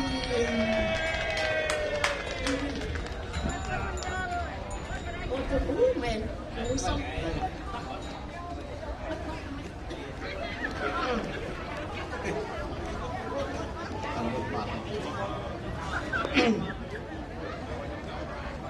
ជាចុងបញ្ចប់នៃកម្មវិធីខ្ញុំកណាប្រភាពពិខុសុខផ្លូវសូមថ្លែងអរគុណយ៉ាងជ្រាលជ្រៅហើយចំពោះព្រះអង្គគ្រូចារិកាព្រះគ្រូសកលវិសុទ្ធិជាងសុចិត្រាយានជាងសុចិត្រាណាហើយសូមអរគុណចំពោះសេចក្តីរាប់អានការស្រឡាញ់របស់លោកគ្រូម្ចាស់គ្រប់ព្រះអង្គសូមចម្រើនពរដល់ញាតិញោមប្រុសស្រីដោយអាចារ្យកម្មការទាំងអស់ខ្ញុំសូមប្រគេនពរសុខភាពល្អឲ្យខ្ញុំកណា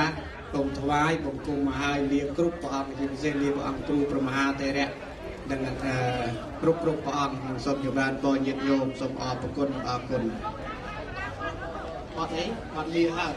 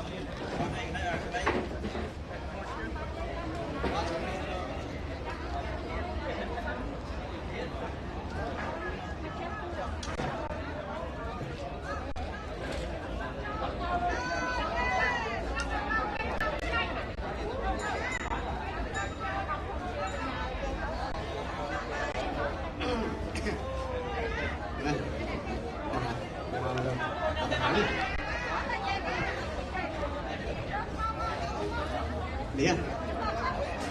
បាទសូនមានចេះទៀតមើលមិនអាចចម្រើនតហើយគឺសុំបន្តិចទៀតខ្ញុំសាអត់អស់ចិត្តឥឡូវដើម្បីជម្រាបចម្រើនតអត់ថ្វាយគុំលាគុណម្ចាស់ហើយនឹងចម្រើនតលាញាតិញោមជាចុងក្រោយនេះក៏តាមសម្ដៅសុំរបស់លោកសាវឧបាសិកាសាវស្គាល់នៅឥណ្ឌាបាទតែព្រះអង្គគ្រូចារិកាក៏ស្គាល់នៅទីឥណ្ឌាបានមកស្គាល់ដល់ទឹកដីដល់វត្តនេះចឹងជាក្រុមចុងក្រោយទុំមកឃ្លាចឹងអីយល់មែនទុកជាអនុស្សាវរីយ៍បានមកដល់ទឹកដីរ៉ូដអៃឡង់បាទតែព្រោះមិនព្រោះកំថាណាញោមណាទុំអនុមោទនីហើយសូត្រនោះសូត្រឲ្យញោមសាវស្ដាប់ពីចិត្តបាត់ហើយប្រហែលចុងក្រោយអញ្ចឹងណាអាត្មាវាខ្ពស់ពេកសូមអនុមោទនាចឹងចុងក្រោយនេះដោយតាមការស្នើសុំរបស់ញោមថាខានស្ដាប់យូរហើយមិនជាអ្នកជំនាញស្មូតអីទេបើញោមឲ្យស្មូតហើយធ្វើម៉េចទៅស្នើសុំហើយបាទតើក្តីស្រឡាញ់ណាទៅណោ